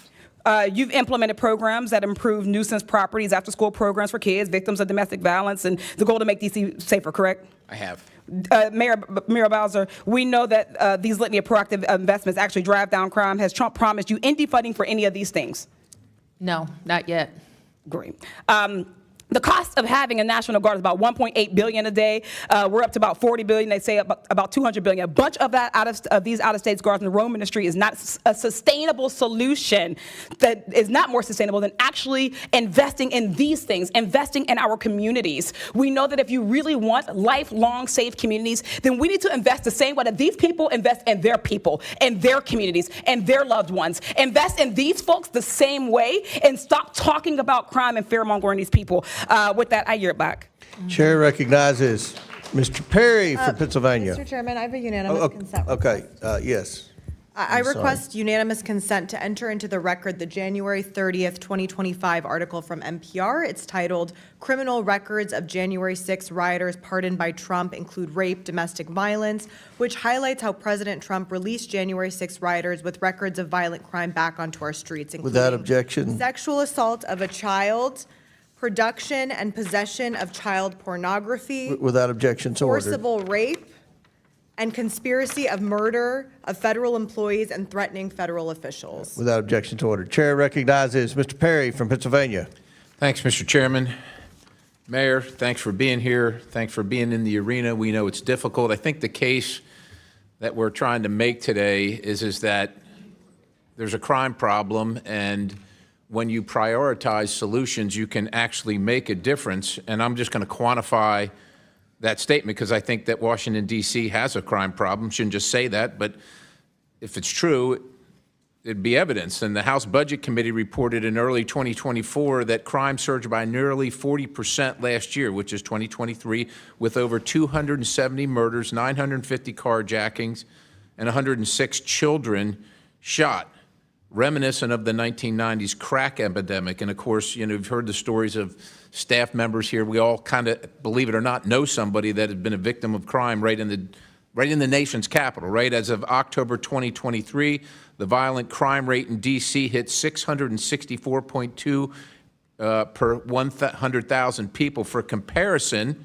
New York City had a violent crime rate of 184.4 per 100,000 people. So that's dramatic, right? 184.4 versus 664.2 for D.C. Dramatic. In 2024 in Washington, D.C., 72% of all property crimes were larceny, theft, and motor vehicle theft, burglaries, et cetera. Washington, D.C. had 3,693 offenses per 100,000 people, which would rank it first among all states in terms of highest property crime rates per USA Facts, and that's if it were a state. So that's what I'm saying. I think D.C. does have a crime problem. And look, there's been a lot of complaining here, not necessarily by you, about, what the president's actions are, the Guard being in D.C. In one case, they're, claiming that they're policing D.C. In the next case, they're, blowing the leaves away. It's one or the other, but it's not both. But let me ask you this. You got a problem. You're the mayor. You probably know. You're living here, too. Did you ever reach out to the president, to any president, and say, look, we've got a problem here. Will you deploy the Guard? Will you help us with police? We're not handling it. We can't fill our ranks. We can't afford to. Have you ever done that? I have called on the National Guard in D.C. I called on them during COVID. I've called on them in other weather emergencies. But yes. what about as a general, look, the crime stats I just related to you are ongoing. Right? This is not just a surge. This is just not a momentary COVID thing. Yes, this is a daily thing for the people of Washington, D.C. to endure, and the people of the country that want to come to their nation's capital who are afraid to come to endure. So have you ever done it on a consistent basis, saying to the President of the United States, this is the nation's capital, you reside here, can you send me the Guard to help assist with law enforcement or assist with policing? Have you ever done that other than episodically?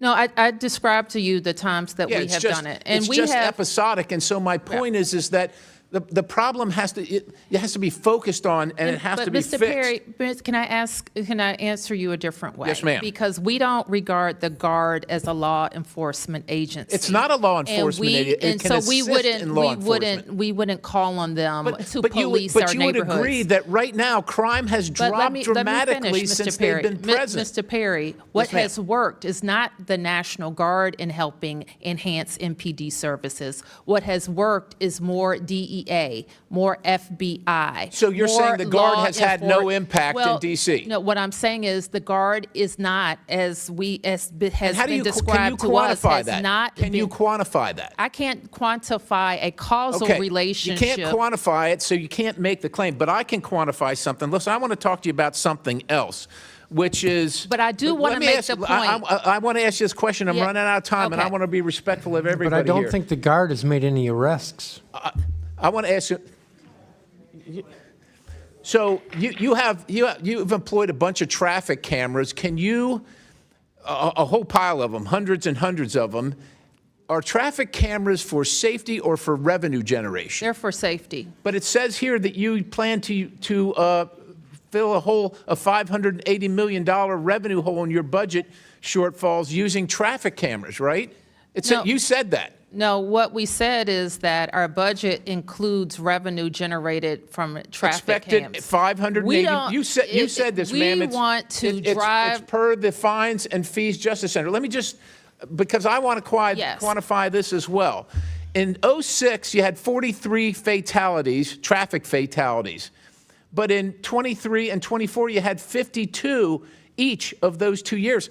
The traffic cameras are not making your people safer, and particularly in wards 7 and 8, where it's predominantly a black population, 20% below the poverty line. These fines are imposed on them, hurt the worst for people. So traffic cameras and automatic traffic enforcement, it should be about safety, but it's unfortunately about revenue generation, and it's imposed on the people that can least afford it in the District of Columbia, the people that you represent. Well, Mr. Chairman, Perry, I yield the balance. I wish that you had also pointed to this year's traffic fatality and collision information.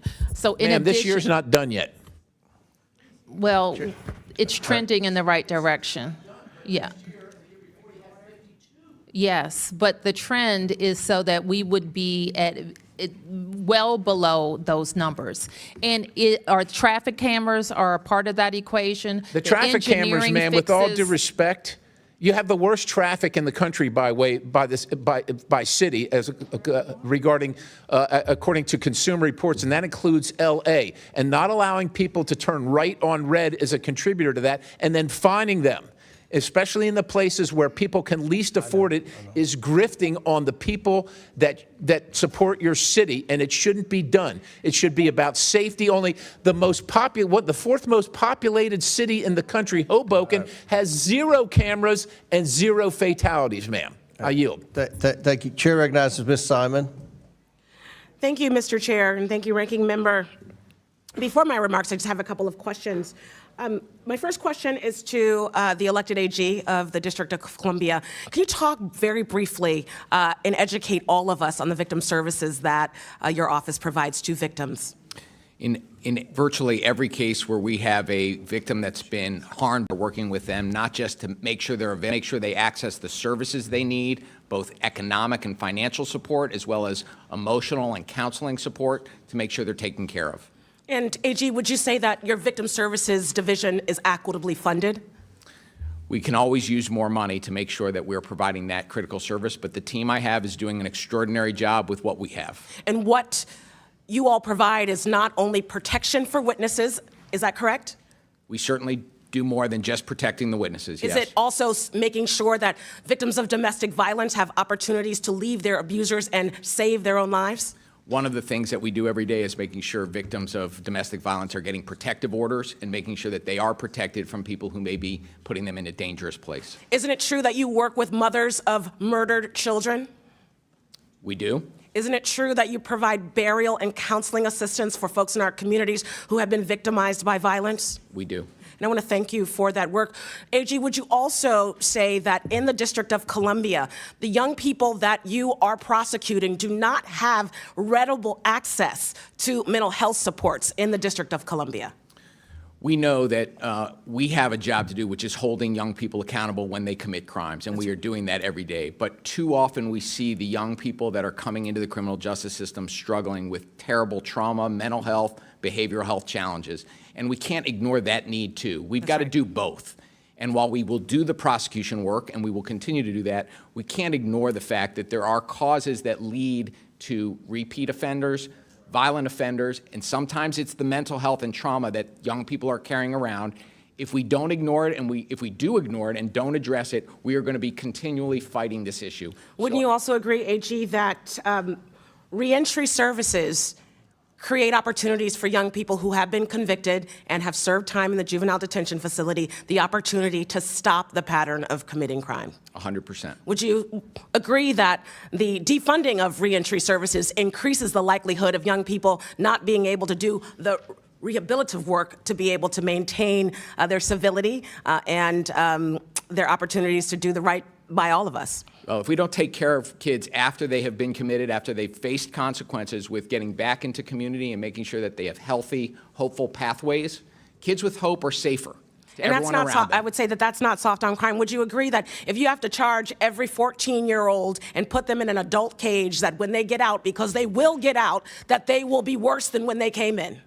We know that to be true. We know that to be true. Over 40% of young people who are charged as adults, they do get out and they are more likely to offend than if they were processed and rehabilitated in the juvenile court. Is that not fact? We need to make sure that young people, when they commit crimes, are held accountable with swift and certain consequences, and we are doing that. Long prison sentences or putting kids into the adult criminal justice system does not make us safer in the long run, and that's what I'm committed to. I want our DC to be safer now and into the future, and we can do both. One of the reasons why I abandoned my my prepared remarks, I spent almost 30 years working with some of the most troubled young people in my community. And in the programs that I developed and implemented, we reduced crime and recidivism by almost 70% of young women who are in the juvenile justice system. And that work was not done by prosecuting them as adults and putting them into cages to rot. What we did was invest deeply in their rehabilitation, but also in their accountability and ensuring that the victims were made whole. So I want to thank you all for your assertion that DC not only can govern itself, but if we were to do right by victims and right by children and right by families, we would fund education, we would have free childcare, we would ensure that every person who was seeking health care could get it. We are so far from that vision. So instead of problematizing the elected leaders of this city, I would hope that in the future, that folks who have no experience in law enforcement on this body listen to the experts. Thank you so much, and I yield back. Thank you. The witnesses have requested a recess, but we're going to recognize one more member, then we're going to have a 15-minute recess. Chair recognizes Mr. Crane from Arizona. Thank you, Mr. Chairman. I want to say thank you to the guests for showing up today. Since I only have 5 minutes, my first question is going to be a yes or no. Does DC have a crime problem, Mayor Bowser? Any crime is too much crime, Mr. Crane, but we're trending in the right direction. Sorry, just yes or no? It's not a yes or no question. Okay. Chairman Mendelson, does DC have a crime problem, yes or no? There is more crime than we want, but it is significantly All right, I'm moving less. on since you can't follow the instructions. Attorney General, does DC have a crime problem, yes or no? One crime is one too many. We got to keep working at it. Mr. Jackson? One crime is one too many, I agree. Thank you. Do you guys know where DC ranks amongst U.S. cities in crime, Mayor Bowser? In what category? Crime rates. You would have to be more specific, and I don't It's okay. have a list It's of okay. other cities. You guys or actually states. rank number 7. Okay. So you're in the top 10 of most violent cities in the United States, and this is, as other members have pointed out, our nation's capital. A lot of people come here. And Mayor, I know you, like many of my colleagues have already mentioned, you got a very tough job, and we all appreciate that. It all depends on how you crunch the numbers. Hold on a second. I didn't ask you a News and question. World Report didn't place Has us in crime the gone top down? 25. Hey, hold on a second. I'm asking the questions here. Has crime gone down since the president deployed the National Guard and other federal agencies, Mayor Bowser? I already mentioned, Congressman, the numbers during the federal surge. So it has gone down? It accelerated, yes. Okay, thank you. Mr. Mendelson, you said in criticism to the National Guard being present in D.C., you said that they looked bored. I'm going to ask you a question, sir. Would you rather have National Guardsmen standing posts around D.C. looking bored but driving down crime, or continue to be ranked in the top 10 in the country in violent crime? Well, with as no I was guardsmen? trying to say, depending upon how you look at the data, we don't even place in the top 25. Now, in my testimony, I outlined That's definitely 8 not the ways- reporting that I've seen. You Well, guys are US ranked, News you and guys are World ranked number Report. 7.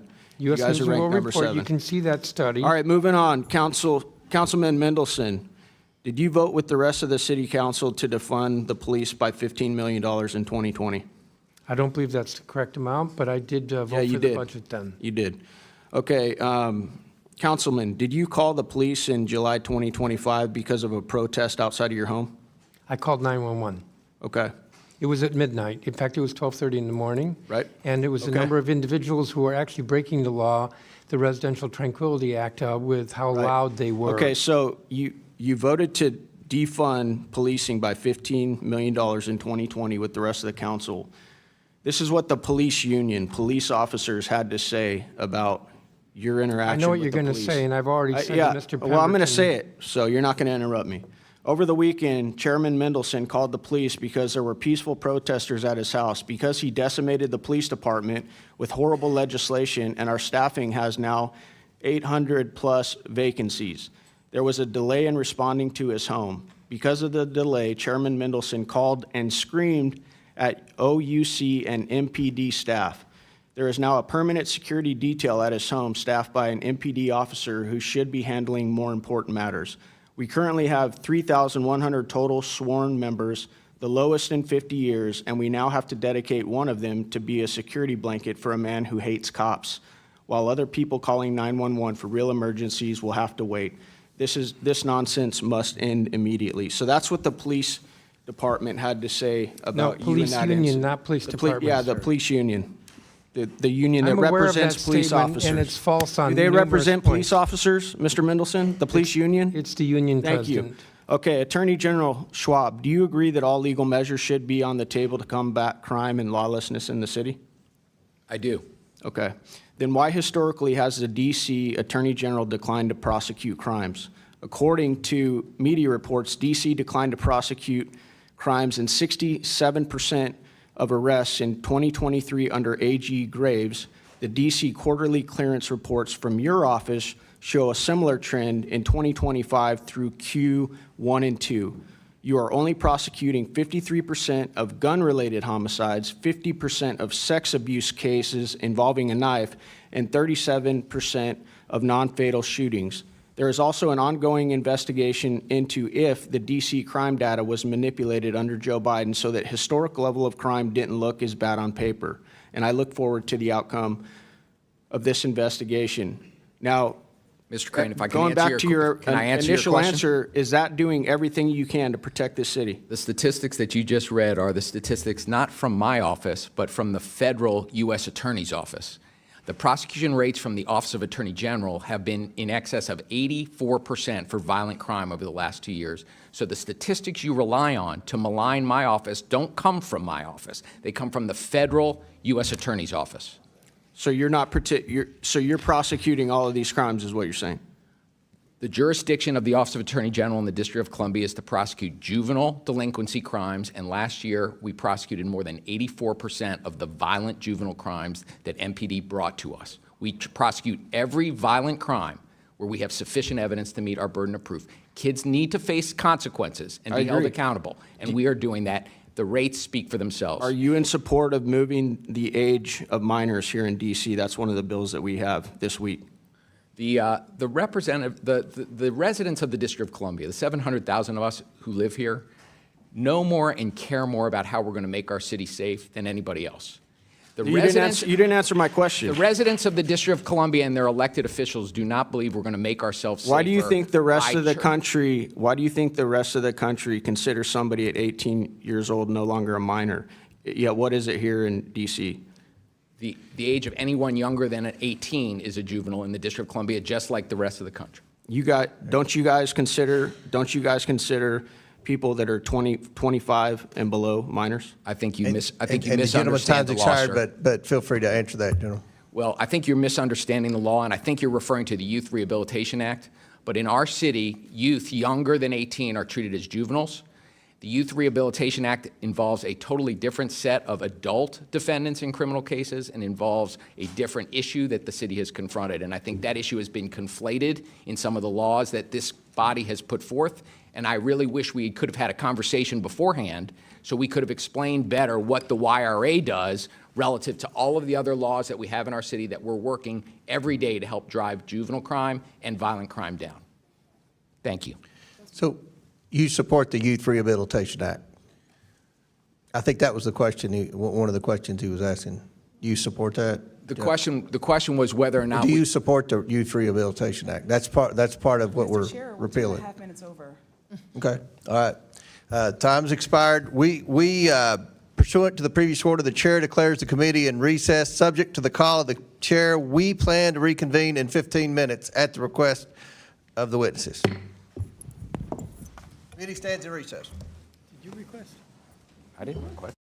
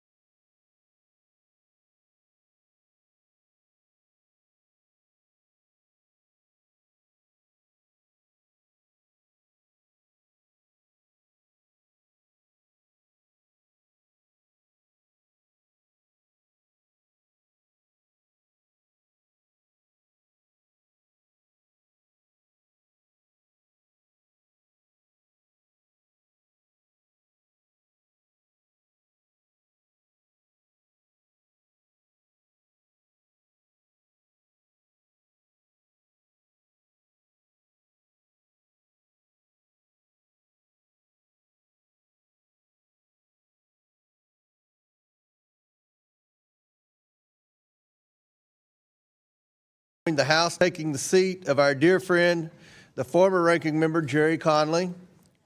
Congressman Walkinshaw served Mr. Conley as his chief of staff for 10 years from 2009 to 2019.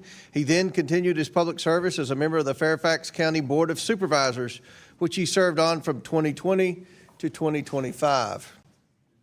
Jerry Conley will always be remembered fondly by both sides of the aisle for his service, and I welcome Congressman Walkinshaw as he follows those footsteps. Welcome, sir. I now recognize Ranking Member Garcia for brief remarks on Walkinshaw. Thank you, Mr. Chairman.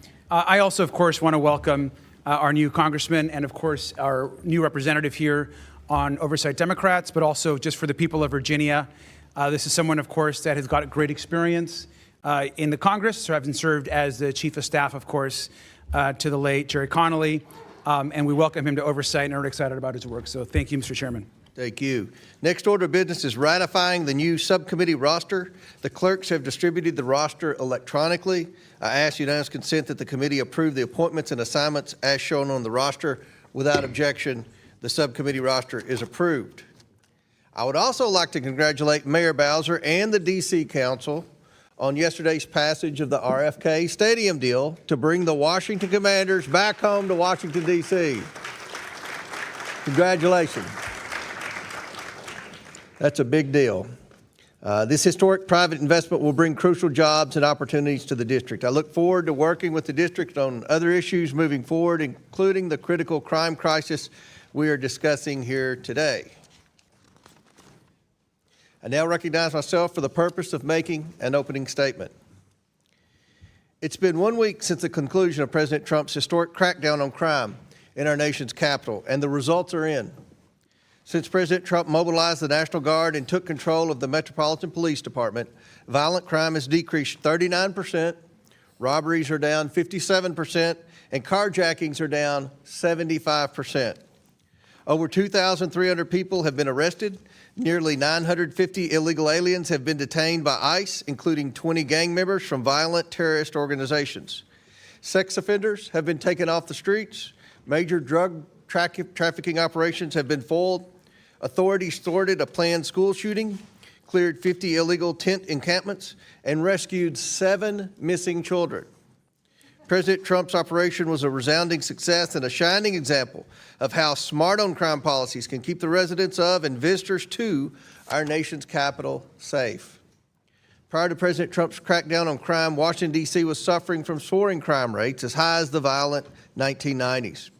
According to 2024 data, Washington, D.C. has the second highest homicide rate, behind only to Detroit among U.S. cities with under 1 million people. That rate is also higher than many capital cities across the globe. These high crime rates are largely driven by historically high rates of juvenile crime, which were enabled by ultra-progressive, soft-on-crime policies enacted by the D.C. Council and supported by the D.C. Attorney General. In 2018, the D.C. Council amended the Youth Rehabilitation Amendment Act of 1985, allowing for adults 24 years of age and under to be prosecuted as juveniles for many, even violent crimes, leading to more lenient sentences. The D.C. Council also passed laws in recent years that lowered statutory penalties for violent crimes, eliminated mandatory minimum sentences for all crimes except first-degree murder, and eliminated life sentences entirely. The D.C. Council recently passed laws that greatly hamper the ability of the Metropolitan Police to pursue and apprehend criminals. Officers cannot execute their duties as effectively, leaving morale, retention, and recruitment numbers at historic lows for the Metro Police Department. These actions send every signal to criminals, especially juveniles, that they can commit crimes in the district without accountability. D.C. residents overwhelmingly agree that juveniles who commit violent crimes should face sentences that are proportional to their crimes. Yet the D.C. Attorney General has far too often declined to prosecute juveniles who commit these crimes, justifying his dangerous decisions by saying, quote, "We cannot prosecute our way out of this," end quote. And that quote, "Kids are kids," end quote. Recently, when asked about out-of-control juvenile crime in D.C. and the Youth Rehabilitation Amendment Act, the D.C. Attorney General said, and I quote again, "Our laws are working and the prosecution is working," end quote. Victims of violent crimes and their families might disagree with that assessment. Congressional intern Eric Tarpinian-Jackum was viciously murdered in June while he was simply walking down the street, an innocent bystander caught in the crossfire. Two 17-year-olds were finally arrested just the other week for killing Eric, while a third suspect, an 18-year-old, is still at large. The U.S. Attorney for D.C. revealed that all three of these vicious murderers have prior violent juvenile records. Had they been accountable, Eric's murder might have been prevented. Members of Congress and staff have been assaulted, carjacked, and have witnessed violent and traumatic criminal acts. One member of Congress was assaulted in her residence. Another was carjacked at gunpoint. Congressional staff have been victims of armed robbery and carjackings, threatened at knife point, assaulted at gunpoint while walking home, and stabbed in the head while leaving dinner. One of my former professional staff members for the Oversight Committee personally witnessed not one but two separate murders in the district during his tenure with us. One at a Navy Yard restaurant in 2022 and another at a metro station on his way into the office in 2023. The left-wing politicians who say that D.C. does not have a crime problem are either delusional or simply lying to the American people. This body must ensure that the progress made by the president's recent actions endures. That's why last week, this committee passed 14 vital pieces of legislation to restore public safety to the residents and visitors of D.C. While we urge final passage of these bills, the committee also recognizes that the witnesses before us need to do their part to help ensure D.C. residents and visitors are safe. I look very forward to hearing from each of our witnesses as to how they plan to work with Congress and the Trump administration to do so. I now yield to the ranking member for his opening remark. Thank you, Chairman Comer. Of course, Mayor Bowser, Mr. Chairman, Mr. AG, Mr. Jackson, thank you all for being here today, and of course, most importantly, for your service to Washington, D.C. and to the country. And I want to start just by setting the record straight. Washington, D.C. is a great American city of over 700,000 residents.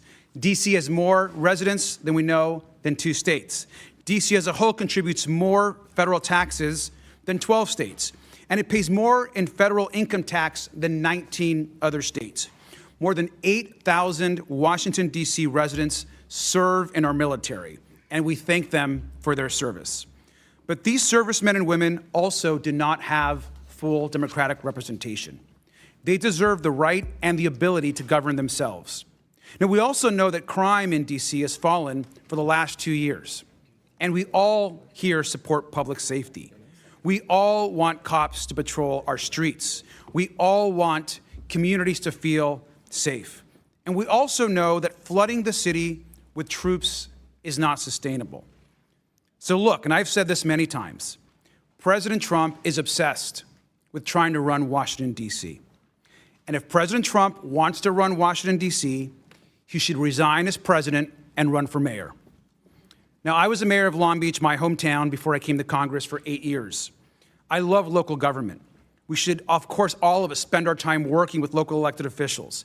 And Congress should not be undermining the elected representatives and the people of Washington, D.C. And if the majority today wants to talk about crime in D.C., in the district, we're happy to talk about crime in D.C. We know that some of the worst crime and corruption in D.C. is actually found at 1600 Pennsylvania Avenue. President Trump is profiting from his office more than anyone in history. Through his crypto grifts, he has profited $1.2 billion. He's denied the rights of American citizens and deported people illegally without due process. He has broken the law to deploy soldiers on the streets of Los Angeles. He's abused his power and canceled federal spending and intimidated Americans who disagree with him, whether you're a scientist, an elected official, or a late-night talk show host. And he's trying to illegally grab control of the Federal Reserve. He's illegally imposed tariffs. He's ripping away health care from 17 million Americans. All the while, he pretends to be tough on crime. And we know that in his first days in office, Donald Trump pardoned hundreds of his followers who beat, tased, and attacked brave D.C. and U.S. Capitol Police. And right now, since we're talking about crime and corruption in D.C., as we speak, Trump is leading a White House cover-up of the Epstein files.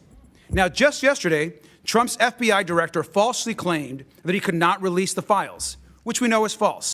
And let's review the facts. Epstein told the reporter that Trump was his closest friend for 10 years. One survivor also said that Epstein's biggest brag was he was very good friends with Donald Trump. In fact, there was an 8x10 picture framed of Trump on his desk. We know the two are very close. Just last week, our committee released the birthday note that Trump personally wrote to Epstein. It's right here. The note said, by the way, and I'll read it, "May every day be another wonderful secret." That's a disgusting message to send to a sex trafficker. Now, the cover-up of this note might be just as bad as the crime, since we're talking about crime in Washington, D.C. today. Trump filed a $10 billion lawsuit to punish the Wall Street Journal for reporting on the birthday book, which he claimed didn't exist. Now, of course, we've verified that to the world. Now, experts have looked at this. Of course, this is Donald Trump's signature. It certainly looks like the signature to me. At the same time, his administration is cutting deals with a criminal, Ghislaine Maxwell. We know who she is exactly. She's a monster who participated in crimes against up to over possibly 1,000 women. Now, Trump and our Attorney General have not turned over the full Epstein files to our committee, despite a bipartisan subpoena signed by our chairman and this committee. If we want to get tough on crime, if we want to talk about crime in D.C., we need to stand up to where the crime and corruption is happening, and that is at 1600 Pennsylvania Avenue, and hold Donald Trump accountable for his record and his actions. It's time for the House majority and Republicans to stand up for the Constitution and take on the biggest crime happening in this country. It's time to release the Epstein files. And with that, I yield back. Gentleman yields back. Our witnesses today include 3 current District of Columbia government officials and 1 former official from the Biden administration. First of all, we're very honored to have Washington, D.C. Mayor Muriel Bowser here. Mayor Bowser was sworn into office on January 2nd, 2015, and began her 3rd term on January 2nd, 2023. Welcome, Mayor Bowser. Next, we have Phil Mendelson, Chairman, Council of the District of Columbia. He was sworn into office as chair on June 13th, 2012. His 5th term as chair began on January 2nd, 2023. Mr. Mendelson has been a member of the D.C. Council since 1999. Welcome. Next, we have Brian Schwab, Attorney General of the District of Columbia. He was sworn into office on January 2nd, 2023. Welcome, sir. And finally, we have Gregory Jackson. Mr. Jackson served as the Deputy Director of the White House of Gun Violence and Prevention and Special Assistant to the President during the Biden administration. Again, thank you all for joining us. I look forward to this discussion today.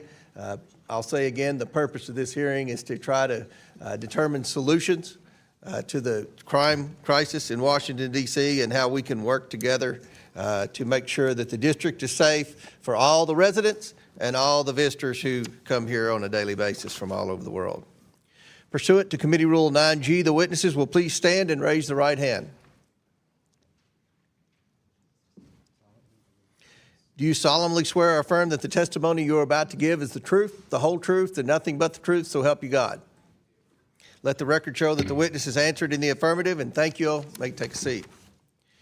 We appreciate you being here today and look forward to your testimony. Let me remind the witnesses that we have read your written statement and they will appear in full in the hearing record. Please limit your oral statement to 5 minutes. As a reminder, please press the button on the microphone in front of you so that it is on and the members can hear you. When you begin to speak, the light in front of you will turn green. After 4 minutes, the light will turn yellow. When the red light comes on, your 5 minutes have expired, and we would ask that you please wrap up. I now ask Mayor Bowser to begin the opening statement segment of this hearing, and Mayor Bowser, the floor is yours. Thank you, Mr. Chairman. Chairman Comer, Ranking Member Garcia, and members of the committee. I'm Muriel Bowser. I'm Mayor of Washington, D.C., and I'm joined by the Chairman of the D.C. Council, Phil Mendelson, and the Attorney General for the District, Brian Schwab. I'm pleased to be here today to report on the state of the district. First, a bit of a primer about my hometown. As you know, in 1973, Congress passed the District of Columbia Home Rule Act, creating a local government with an elected mayor and elected city council. We are represented in this body by a mighty warrior, Eleanor Holmes Norton, but she does not have a vote and we have no representation in the Senate. DC residents are full-blooded, tax-paying Americans. We are a donor state. We give more to the federal government than we get back. We have all the responsibilities of citizenship, but not the most important benefits: representation and full autonomy. I'm proud to report that the state of the district is strong, and while we face macroeconomic headwinds, with our continued sound financial management and your help, our economic growth outlook can improve. I recently sent to the council our 30th consecutive balanced budget with no new taxes or fees, a budget that reflects the sober reality of our time: declining revenues due to the unfortunate continuation of remote work, the reduction and relocation of DC-based federal workers, and other macroeconomic shifts. In 2024, we had the fastest growing population in the nations. Our schools grew in enrollment and achievement. Our parks system was rated #1. Over 27 million people visited our city, besting our previous record. Our metro system rebounded faster than other transit systems in the nation, and we drove down violent crime by 35%. Let me say something about our public safety ecosystem. It is unique. Like what happened in most jurisdictions across the country post-COVID, we experienced a violent crime spike in 2023. When I was last here, I explained how we would drive down those trends, and it is working. Today, compared to 2023, burglaries are down 34%, theft, motor vehicle theft, 37%, homicide down 44%, robberies down 60%, and carjackings are down 71%. Overall, violent crime is down 53% compared to 2023. And in the recent federal surge, we accelerated those gains, including a 1-month reduction in carjackings of 75%. In my last visit, I also explained the peculiarities of our system. We are very proud of the men and women of MPD who commit their lives to protecting the nation's capital, and they have my commitment to get back up to 4,000 officers with critical changes to our policy environment, a 13% raise, and enhanced recruitment efforts. MPD makes arrests. Most adult cases, however, are prosecuted by the U.S. Attorney for D.C., who is part of the United States Department of Justice. Our youth offenders are prosecuted locally by our Attorney General, and our Department of Youth and Rehabilitation Services, a local agency, is responsible for their commitment. But our youth and adult offenders are supervised by federal agencies. DC Jail is local, but most of our residents who are committed to detention are in federal facilities across the nation. Our judges are appointed by the president and confirmed by the Senate. We currently have 13 vacancies. As I've told you, we are putting every resource necessary towards public safety. I've authorized the chief to use the overtime necessary to make sure we have adequate police on the streets. We spent 1.8 million hours of overtime last year at a cost to us of $75 million. I've also reported to you previously that we engage regularly with regional and federal partnerships, including the United States Attorney, the FBI, and the ATF. And that's why we will continue to use enhanced federal resources as outlined in my mayor's order, creating the DC Safe and Beautiful Emergency Task Force. In 2023 and in the years since, we pushed for legislation to rebalance our public safety ecosystem, including the Secure DC Omnibus. I'm out of time now, Mr. Chairman, but throughout the questions, I hope to also explain to you other ways that the Congress can be helpful, including helping us get back to 4,000 officers, fully funding the president's, when it comes, requests for beautification and safety efforts in DC to support America 250, helping with our homeless services, especially bridge housing that is working to get people off the streets. And finally, as we were able to do, Mr. Chairman, with the RFK legislation, their finance and economic resilience opportunities, like creating an opportunity zone, or DC's Act 60, like Puerto Rico's, to ensure the economic resilience of the nation's capital. Thank you. Very good. I now recognize Chairman Mendelson for his opening statement. Thank you, Chairman Comer, Ranking Member Garcia, Congresswoman Norton, members of the committee. I'm Chairman of the Council of the District of Columbia. Our form of government is nearly identical to yours. The Council's relationship to the mayor is the same as yours to the president. I'm pleased to testify and to finally present our views on matters that are clearly of concern to the committee. We are a beautiful city. Our public parks are well maintained. Our roads are in good condition. We have a world-class public transit system. Our public education system is a leader in the country in terms of choice and a leader among large city systems in terms of growth and academic achievement. Political rhetoric notwithstanding, criminal activity has been on the decline, with violent crime dipping to a 30-year low last year and even lower this year. The percentage of our citizens with health insurance is one of the highest in the country. Public lands, public transit, public education, public safety, public health, core functions of government, and we are doing well. And we are well managed. We adopt a balanced budget on time every year. We spend within our budget every year. We've had clean audits every year. We continue to maintain strong cash reserves. All of our pension programs are fully funded, and we continue to maintain AAA and AA plus financial ratings despite Wall Street's expressed concern over the negative economic impact of federal actions. Despite these pluses, we are a city under siege.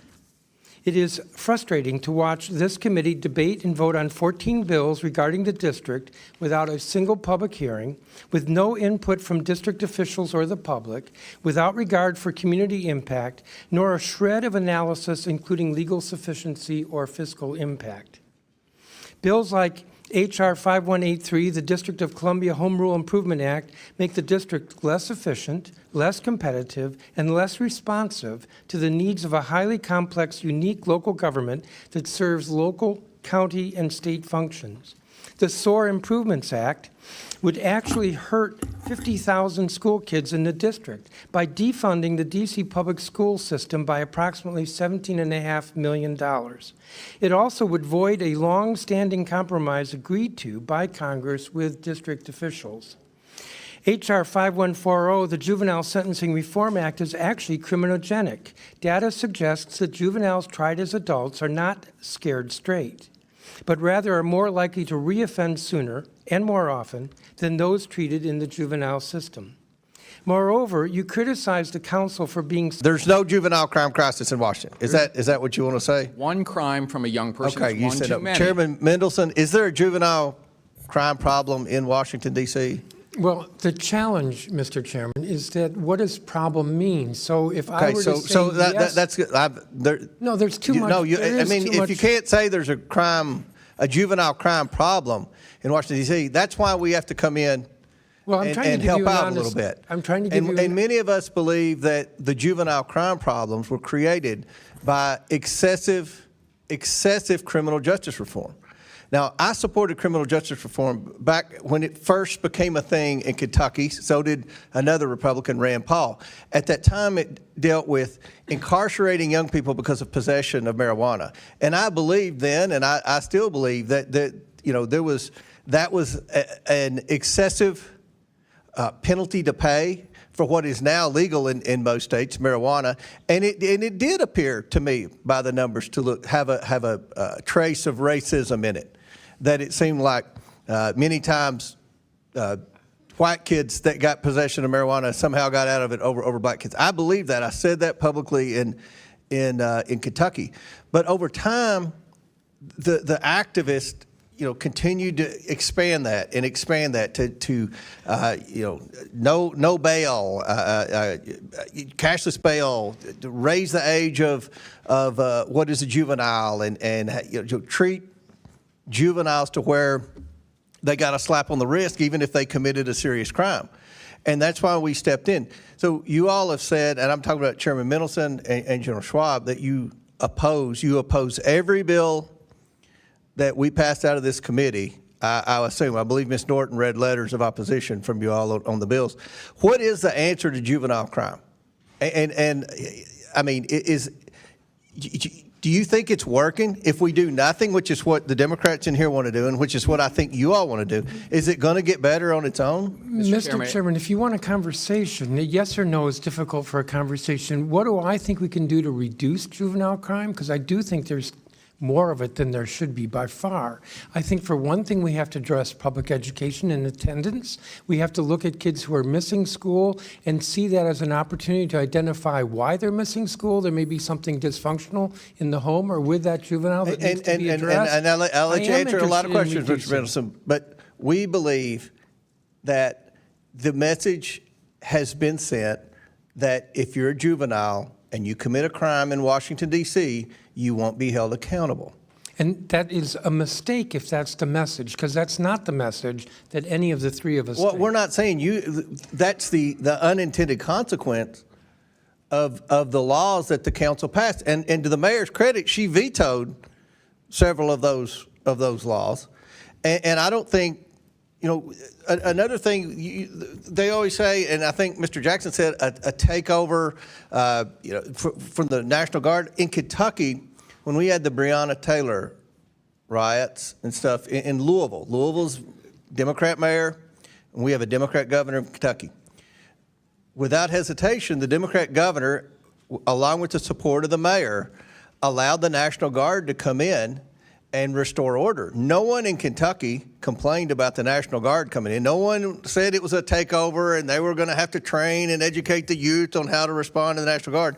That was just what was done to restore order. So we support what the president's doing. We want to work with the council and the mayor's office and the AG to try to come up with solutions to the problem. But doing nothing isn't working. And that's kind of what my colleagues over here want to do, creating more government programs, hiring more government bureaucrats. That's not work. That's been the business model in the past, and it's not worked. It's not working in Washington, D.C., and it's not working in a lot of other cities. So hopefully we can continue to have dialogue and come up with solutions to solve the crime crisis, especially the juvenile crime crisis in Washington. Now, the chair recognizes Mr. Khanna from California.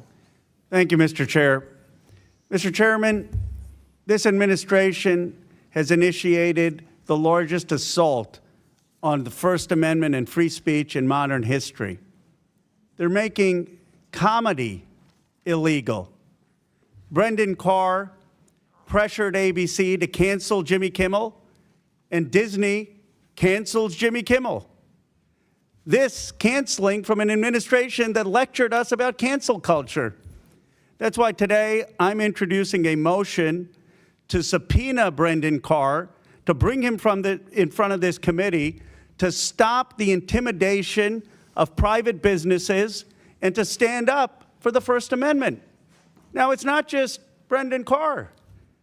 Attorney General Pram Bondi is prosecuting hate speech, even though hate speech is constitutionally protected. And even though we've had so many lectures from my friends on the other side of the aisle not to prosecute hate speech. And then what about our vice president, the champion of free speech, as he told us during the campaign? The vice president is telling Americans to snitch on fellow Americans who have offensive posts and to call their employers so they can be fired. And the vice president is threatening to prosecute political organizations that he disagrees with. Look, we are Article 1 of the Constitution, not foot lackeys for Donald Trump and J.D. Vance. It is time that we stand up for our constitutional role to defend the freedoms of Americans. People are tired of us just giving our power to Donald Trump and J.D. Vance. We have an obligation to our Constitution, not to Donald Trump and J.D. Vance as they ride roughshod over the First Amendment. So in the name of all those who are being censored in Washington, D.C. and around the country, in the name of all those who are being intimidated in Washington, D.C. and around the country, in the name of Americans, Republicans, Independents, and Democrats who believe in the First Amendment and free speech, I motion today to subpoena Brendan Carr and to have him explain to the American people why he's bullying private individuals and private businesses. Thank you, Mr. Chair. Pursuant to this rule, and I'll get the exact language so we make it official. House Rule 11, Clause 2K6. Pursuant to House Rule 11, Clause 2.6, I motion to subpoena Brendan Carr to come before this committee and testify in front of the full Oversight Committee, and I hope that my motion to subpoena him will be voted on as soon as possible. A motion is made. The committee will hold this motion in abeyance until 1:45. Give everybody time to get back in here. Thank you. And if I might say, Yes, sir.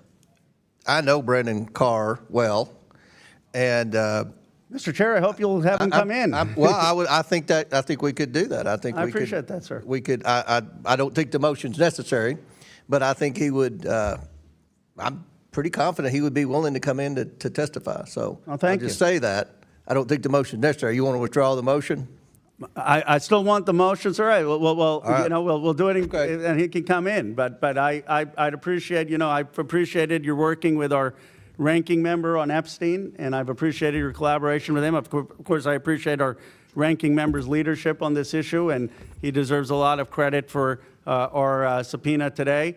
But, you know, if you want to work with our ranking member on a collaborative process on that, like you have been on Epstein, I'd appreciate it. Yeah, thank I'd you. also like to second the motion. Thank you, Congresswoman. And first of all, thank you, Representative Khanna. And Mr. Chairman, I think that's a great offer. I think we're very interested in what's happening, and if we could come to an agreement, I know we have another 30 minutes or so before we actually take this vote. But if we can come to an agreement prior to that, I'd like to talk to Mr. Khanna and to you, because I think our goal and clearly yours is to get him in front of this committee. I think it would be very productive. And I think he would want to come in. Well, nobody wants to come in front of the committee, but I think he would be willing to come in front of the committee. So I think we have. We'll make sure our staffs are in communication, and we'll see. But your motion is recognized, and we'll see if we can come up with something before 1:45. If we can't, we'll vote on it. Thank you, sir. Thank you, Mr. Chairman. Chair now recognizes Mr. Sessions from Texas. Mr. Chairman, thank you very much. Mr. Chairman, I first want to thank the members of the panel who've taken their time to be with us today. General, you and I met on the street the other day, and you were most elegant in your discussion with me, and I welcomed you to the Hill, and I'm glad that you were here. Mayor, thank you, and